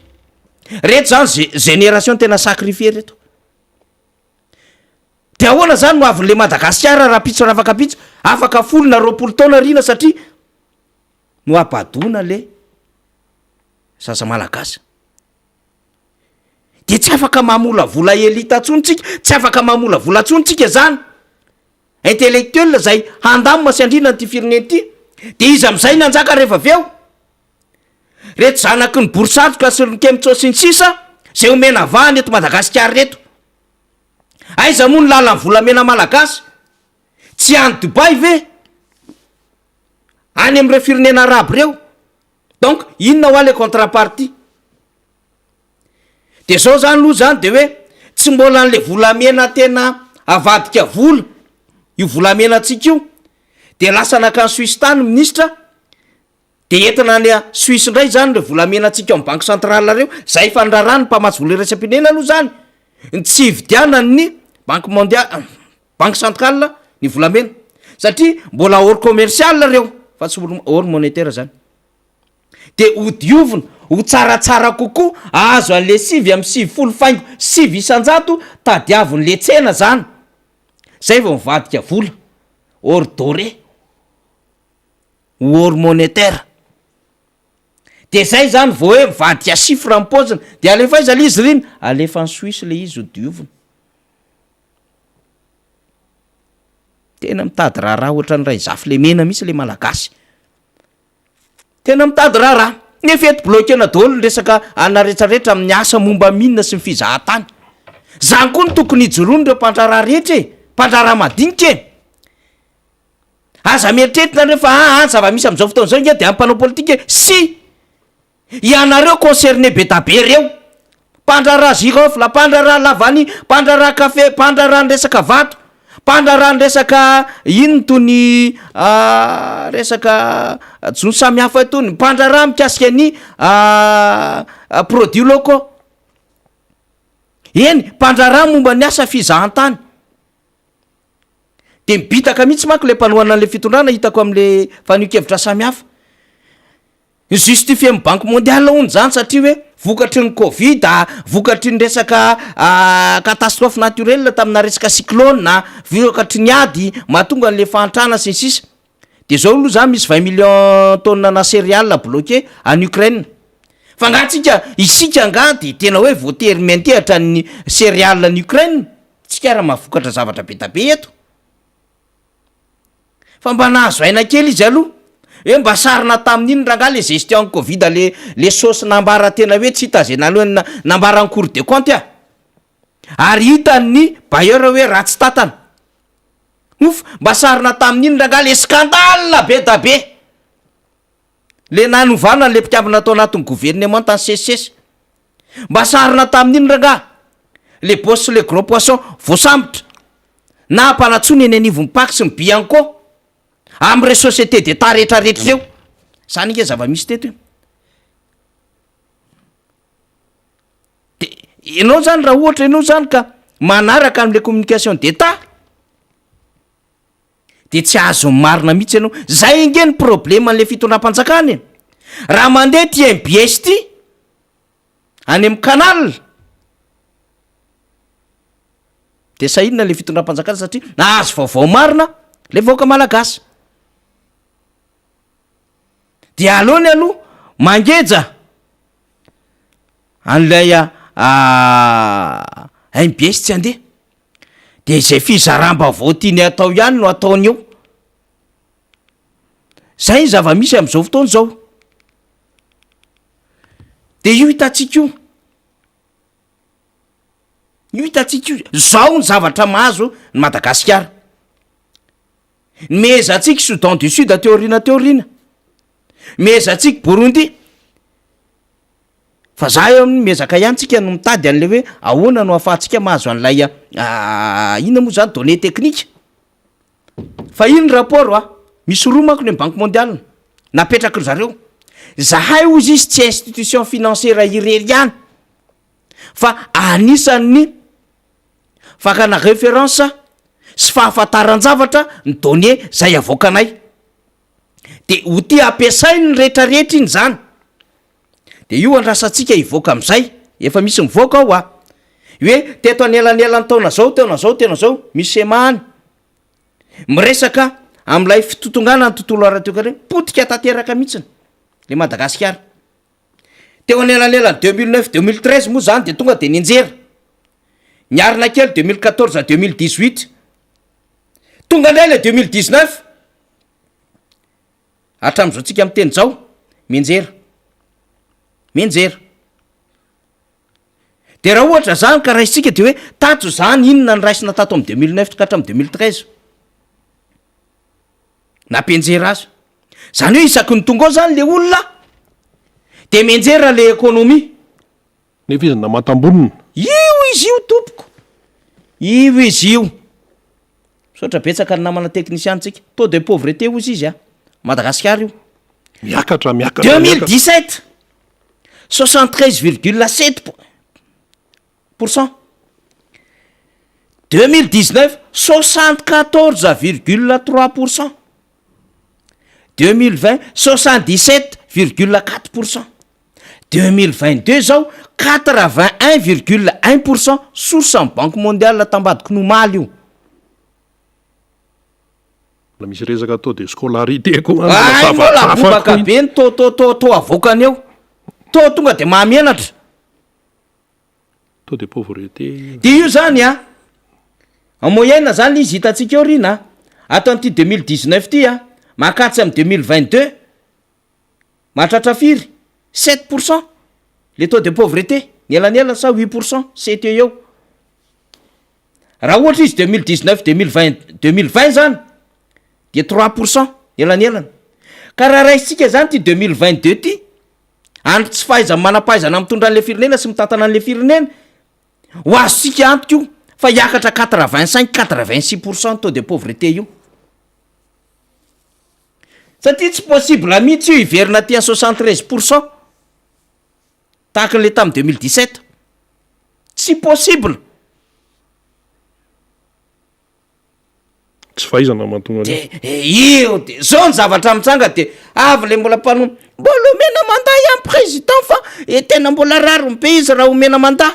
mena efatra mbola efatra mandat satria zaho moa zany a hitanareo tsara tamin'ny fandalovany le rivotoza ny resaka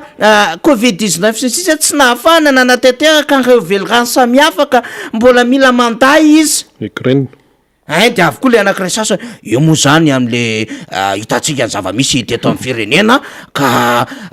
tsy afaka moa zany tena nanatotosa an'le velirano sy le programme ka everina kosa fa tena mbola ilaina amin'ny mandat ho avy eo ino nataonao 2009 ino nataonao à partir en 2019 2018 efa teo nareo efa teo nge 2018 tam'le gouvernement de consensus de mbola ata mandat ihany tsy mety fay ve le malagasy isika malagasy hoe de azo tena hoe tena tenenina fotsiny am'izao hoe zay te aka mandat de ohatry maka mandat rehetrarehetra ohatry ninny anakady moa io rina pain sa pibasy satria mamokatra amin'ny pibasy de ohatran'izay ny tsaroko eo tokotany moa femy pibasy de ohatran'izay ohatra gratsy pibasy izy tiako te aka pibasy anao ka nga io mandat ny pibasy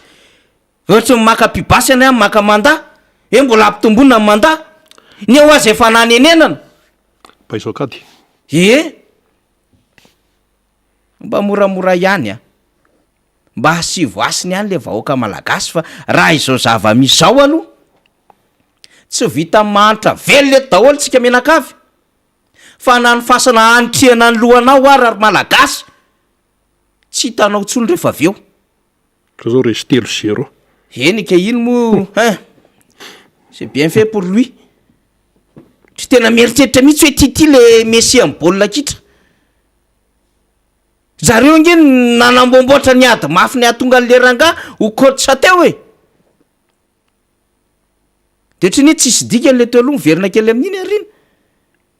lasa misy politika daholo de potika le politika le izy ny tiako tenenina am'izany an'le ranga le mieritreritra mihitsy fa izy le messi fa tsy ho an'le baria le bandikely mifonsa be mokamokaina daholo ny enjehana daholo zay teo aloha zay mba tianao zavatra tsara de nampidirina politika de io za miteny rina fa raha nandresy teo le baria angana efa nahita karazana fanambarana izy menakavy mijoro ianao fa resy izy omaly piripirina tany daholo izy menakavy rehetra tsy azo ny oeraoerana iny raha mandresy indray io am'lady amin'ny Angola izy indray no manambomboatra vozona amin'ny kravaty sy ny sisany nefa mialohan'ny anaovana baolina ety mandika hoitrany amin'ny lapa le bandikely tokony anao misovera de avy eo raha be no mentsina mahamenatra nge reto olo reto de zany mbola angataka hoe iverenantsika le adevitra teo rina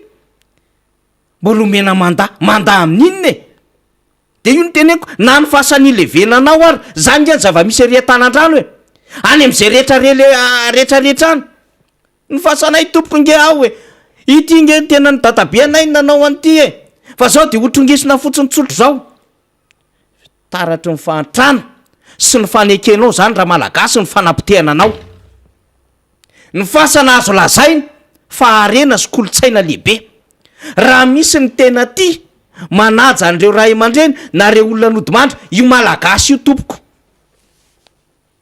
fataro ny zava-misy any Eropa any misy malagasy piray tandrazana amintsika marobe any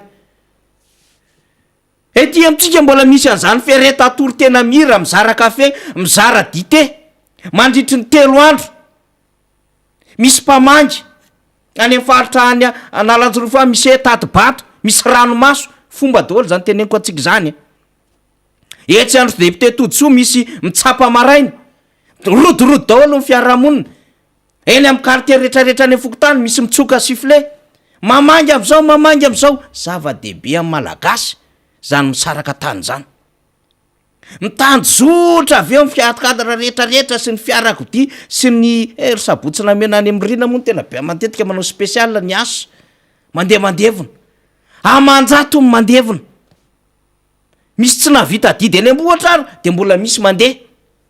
mandondona mampahery mampamangy mamangy an'ilay manamanjo any ivelany ange zara fa misy olona mandevona e ao ambany ao ara le razana zareo sasany any ambony matory miandry fotoana fotsiny antriana an'le izy le razana zara fa misy olona 30 fa le malagasy tena manaja hoe ay saraka ataotsika daholy ary ny fomba rehetrarehetra ametrahana an'le ary hoe zava-dehibe zany ny fandraisany zany tia ny farafananana farafahitana n'lay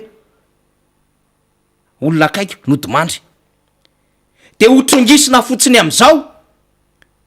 tsy hitatsony hoe aiza le tolapaty hotrongisina fotsiny zay ny dikiny hoe tanindrazana terre des ancêtres tanindrazana le razan'io ho an'reo tolo malagasy rehetrarehetra sy re olona ny fandimy rehetrarehetra ny aloha lalana ary ny ado anyty madagasikara ity de bako avin'olona tsotro zao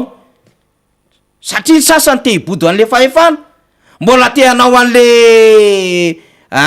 inona moa ty tantely afa-drakotra sy ny sisa de atao zay azona an'le izy de manao fanarahana tsaitsony zao inona fanarahana am'reto egyptianina reto hanao an'le autoroute-ndray ary fagnatsina maky ny banque mondiale sy ny FMI sy ny BU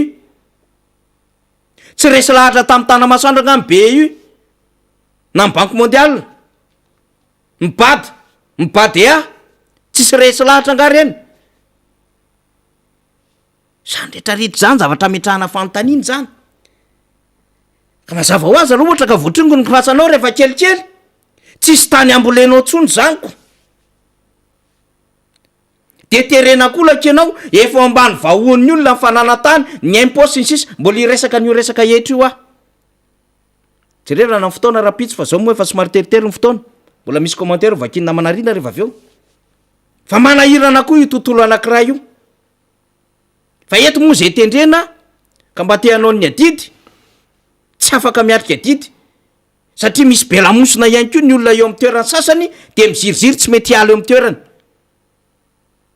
misy trangan-javatra ohatran'izany ho resahantsika sy zay belamosina rehetra de mampiteny ny anarany efa misy tranga ohatr'izany koa ane tany amina Cisco samy hafa tany efa mivoaka zao ny arrêté de nomination toy ny chef Cisco fa tsy kotany ray ihany na hony io vaovao io fa aza mikitikitiky an'ny anazy de raha vamaina le arrêté avoakan'le ministère satria tsy teknisianina no miresaka fa resaka politika be da be ny sehatra ohatra zany de hitondra ohatra amitsika ako ezahana hoentina rapitso zany de eo ampelantanany zareo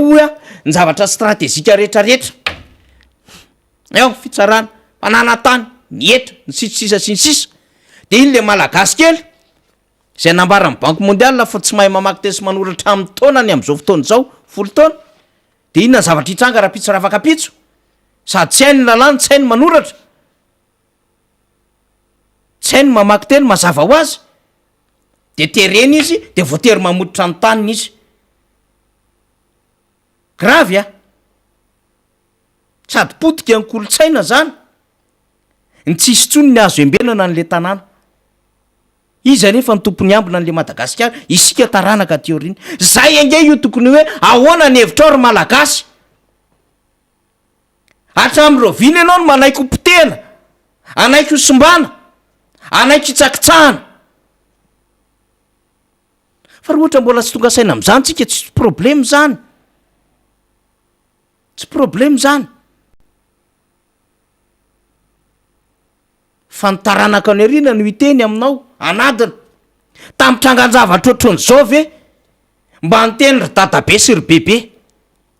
tamin'ny trangan-javatra ohatran'izao ve mba nijoro izy reny fa de nanaiky fotsiny potehana ohatran'izao zay rina no antony ijoroantsika itenenantsika isan'andro san'andro eto amin'ity fandarana ity ary tsy mety mahakivy atsika zany fa ny commentaire ny courage omenareo ny félicitation omenareo ny information omenareo reny rehetrarehetra reny capitalisenay ho tonga forsa hahafahanay miatrika isan'andro san'andro amintsika rehetra reraka anie mivezivezy anie rina natonga ny rina niakatra ny tension mialatsiny a tsy nera tamin'ny rina miresaka an'izany tsy moramora zany hoe 22 zany ny tensionanao karaigina tamiko na manarina sahirana mihitsy zay tena reraka satria tena le apport ro entana ho an'ny tanindrazana angeza be mihitsy manoloana n'le zava-misy malahelo de misaotra an'Andriamanitra lehibe fa stable tsara ny tension andrina de miaraka amintsika de mbola lasa ndray manao an'le azakazaka mizara mivavao miresaka mifanakalo hevitra amintsika isan'andro mpanao gazety mandehandeha aty indray misy zavatra ohatran'izao mila mijoro an'le tanindrazana fa tsy mila mitsetsetra de eny sy i politika atao ahoana moa fa tsy efa andro raha omentsika vahany reo tsisy sombony ho anao zany Madagasikara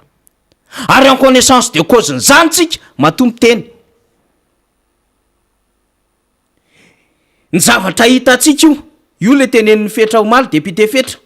le sombony kely an'le iceberg hitatsika ataon'le fitondram-panjakana io fa le any ambadika be da be any misy zavatra manahirana any donc mila fitambaran-kely mijoro zany ahafahantsika mameron-dohany ty fireneny ity rina arabe mananjara eny ary efa mandehany ny fotoanantsika araky ny toromarika nomeny ny teknisiana teo misy ny fanonkevitra isan-karazany amin'ny alalan'ny sotra tonga de alefaso ary namana faly i mamy rabiarsoa eto andrenivohitra alatrolona ny ambanivohatra alatromby efa vonona mihitsy ny vaoaka malagasy izy fa mbola tsy tonga saina ihany Madagasikara mihitsy no efa baranahany ny volamena mivoaka ny zava-mahadomelona miditra manaraka indray i farasoa rabarilala ny milazany aminy hoe mba alefaso ity tenin'ny filoha mamim-bahoaka tamin'ny 2015 ity aya mpaminany ihany koa izy zavatra isy aty amin'ny fitondrana efa fantany manaraka indray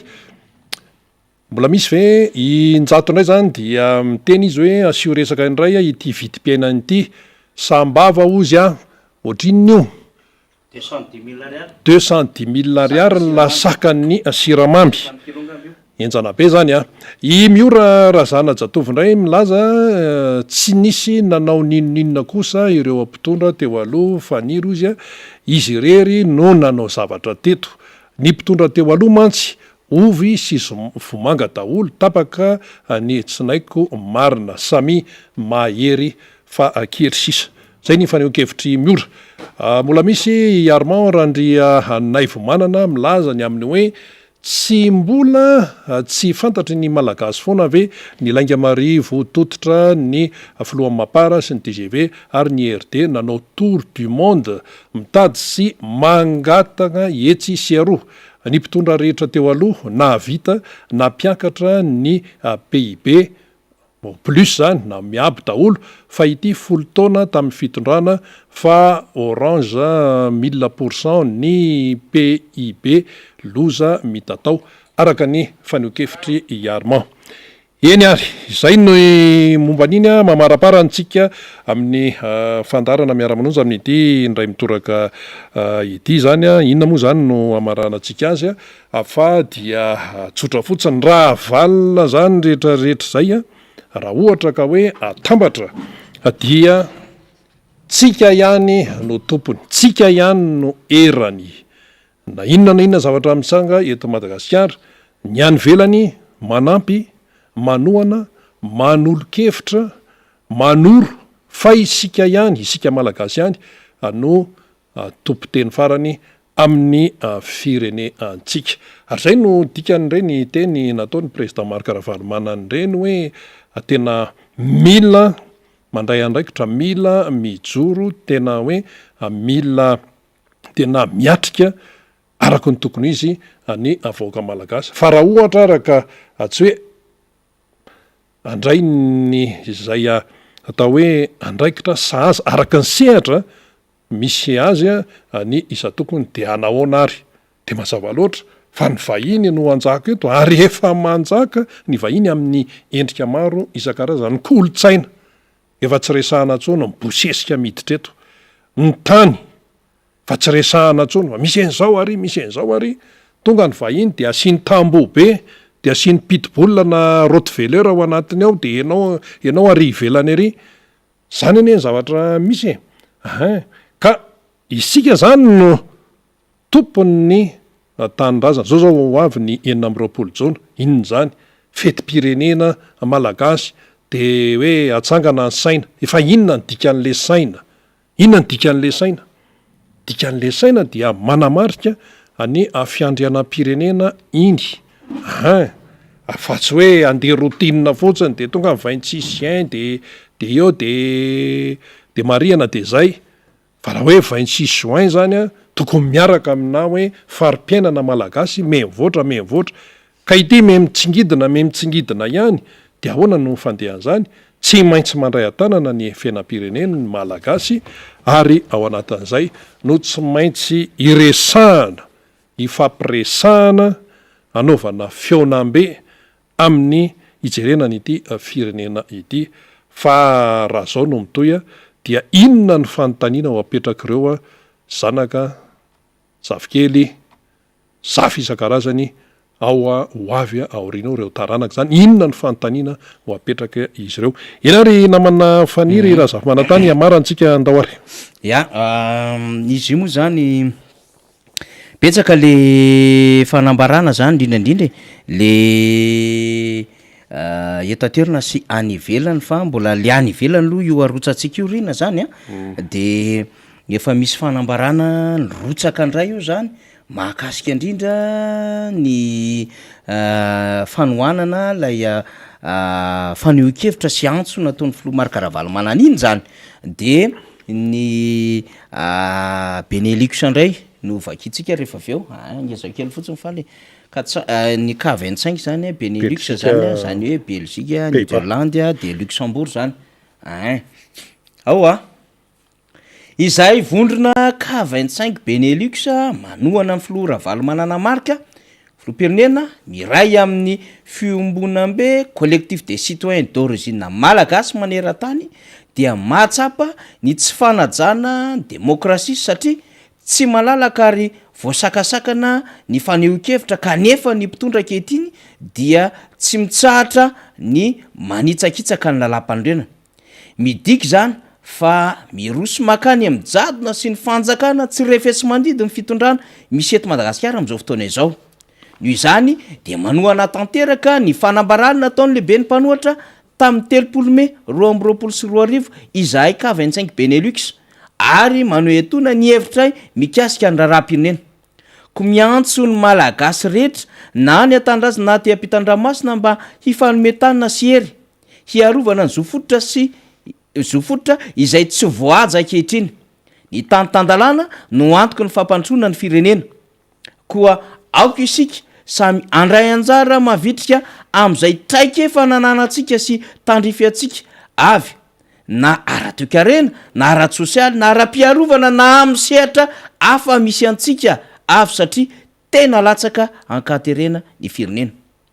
aoka isika tsy iraviravy tanana manoloana ny ady amin'ny fametrahany ity fitondrana ity jadona eto amin'ny firenena satria tsy mendrika ny andova izany ny taranaka ho an'ny firenena vanina na no aoka atsangatsika ho azy ireo masina ny tandrazana de natao tao Bruxelles amin'ny fanambarana tamin'ny faharaiky amin'ny 30 ny volana Mai lasa teo Rina Rabe Mananjara zany zay le tenentsika teo hoe mandeha le fanohanana ary mbola ny safidiny le avy any ivelany moa zany tsika zany narotsaka tsikelikely satria mbola manao fandaminana ny eto atoerantsika de rehefa voarahitsika daholo reny rehetrarehetra reny rina de atambatsika ray zany zany rehetrarehetra izany tiatsika resahanao anatin'izay de zao hoe amezapeza tsika satria efa mandeha ny fotoanantsika mitondra fialatsiny amintsika zany ny solombamboaka Madagasikara Mambrabendrina raha ohatra ka tsy tafaradalana amintsika satria tena maro sakelehana ny solombavamboaka ary ao anatin'ny hafanany raharaha am'izao fotoana izao. De zay le nyteneniko teo hoe tsy vita ny solombamboaka tsotra ny solombamboaka Mambrabendrina fa questura fahatelo ihany koa nivon'ny Assemblée nationale de nisy ny conférence des présidents zay nitaterahana tamin'ity maraina ity de hiasika fivoriana ny solombavamboaka rehetra nefa ny raharahana antoko koa tsy azo atao ambany zavatra dia reo rehetrarehetra eo zany somary nampifambotona kely ny fotoana zany ka na de niazakazaka ny etretra ry izy mbola nienjika député Mambrabendrina dia hitantsika ihany somary sahirakirina kely satria ny embouteillage enjana be am'izao fotoana izao. Izy raha teo de anisan'ireo zay manana andraikitra lehibe ihany koa zay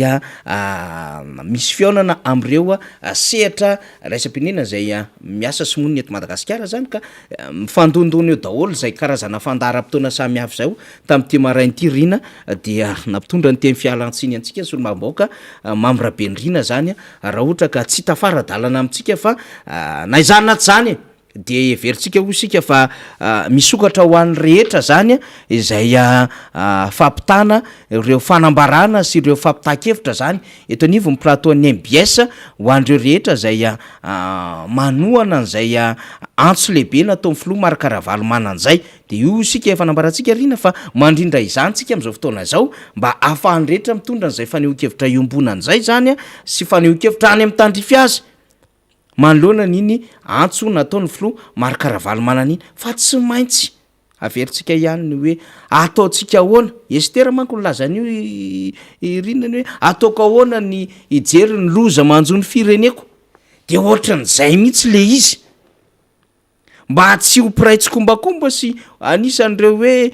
tompon'andraikitra tany famampitehana ny tandrazantsika de ho adin'ny taranaka aneruinany de io sika efa zava-dehibe aloha ny misaina de mahatsapa hoe tena tsirary ny ary tsy mety koa zao fa aorinan'le misaina de efa zava-dehibe aloha ny mba miteny milaza ny hevitra hoe iteny fambahoaka kosa zay fandrobana famitena fampahatrana fanombana fanabatona famoretana atao ny vahoaka malagasy ty fa oarin'izay mijoro zay miteny zay de mila mijoro ka aza ampitondrainao ny hafa ny adidy tokony hijoronao fa mivatanao no mila mijoro am'sehatra tokony hijoroana haneonao am'izay hoe ana Madagasikara ary hijoroko ny tandrazako zany no zavatra tiatsika ampitaina mba ho tsapany rehetra de hoentitsika eto zay rina manomboka am'izay fotoana hahafahantsika satria tsika moa zany mbola mijoro mandamina zany de hoentitsika eto zany rehetrarehetra zany rina mba ho fantatr'ireo vahoaka zany zay manaraka ity fandaharan'ity zay ngambany avy aty amiko rina hiezaka ihany raha ohatra moa misy ny fizaram-baovao faraparany apetratsika ny fandaminana tsy maintsy apetraka ny fandaminana ny amin'ny hoe faneho-kevitra misy ny hoe hiakatra eto amin'ny plateau ny MBS dia apetraka tsara mihitsy zay fandaminan'izay dia ho hitantsika eo ny toeny raha ny hoe fiainam-pirenena de be dehibe no azo resahana fa ny fotoana moa manapetra ihany fa eto am-pamaraparana zany aloha dia ho an'ny vahoaka anglisy de zava-dehibe satria manamarika ny fahafitopolo taona na teo amin'ny seza fiandrianany ny mpanjaka Elizabeta faharoa enina am'y sivifolo izy zao enina am'y sivifolo zany enina am'y roapolo taona zany de efa nanjaka teo efa mpanjaka Elizabeta zay indrindra ary tena hoe fierté ho an'ny anglisy ho an'ny britanika izany mpanjaka Elizabeta faharoa izany ary anisan'ny niavaka zany tamin'ny resaka hoe fitantanana fanjakana teto ambonin'ny tany 70 taona teo amin'ny seza fiandrianany ary manomboka an'io fety da fety be any dia tsy mifarana zany raha tsy amin'ny alahady zany akoatran'izay ihany koa zany de efa miomakomana ny frantsay ifidy ny solombavam-bahoaka inga Macron aloha zany de efa tsy mahita tory mihitsy hoe satria raha vao tsy ao amin'ny ekipa zany majorité de efa miova ndray miova ndray ilay prime ministre satria zany nendry zareo tsisy an'izany ndre mbadimbadika zany ao fa rehefa hoe zay majorité ao amin'ny assemblée zany tena majorité mivoaka amin'ny fifidianana mivoaka avy any amin'ny vahoaka fifidianana tsy misy doublon zany niany fifidianana tena mangarahara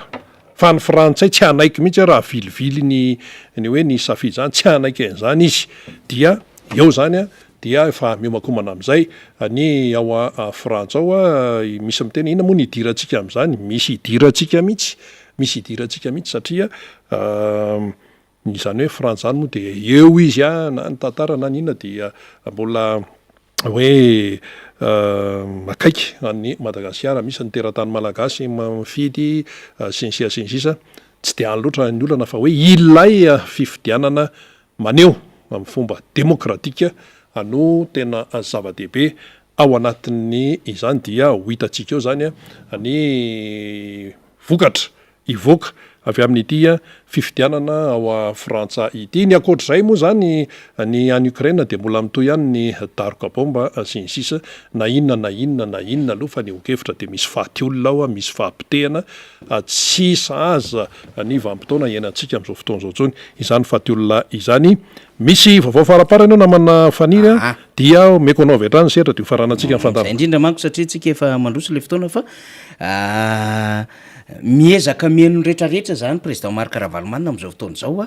dia mandray am ko ny ankolafikely ny fanoherana dia hitantsika am'izao zany reo avy amin'ny mpanohatra ny RMDM sy ireo volona mpanohatra vitsivitsy zanyindrindra moa zany hitantsika ry Alain Ndremiseza ny avy amin'ny ASVM ry Alain Rasambany zao ry hitantsika ireo ny pasteur Edouard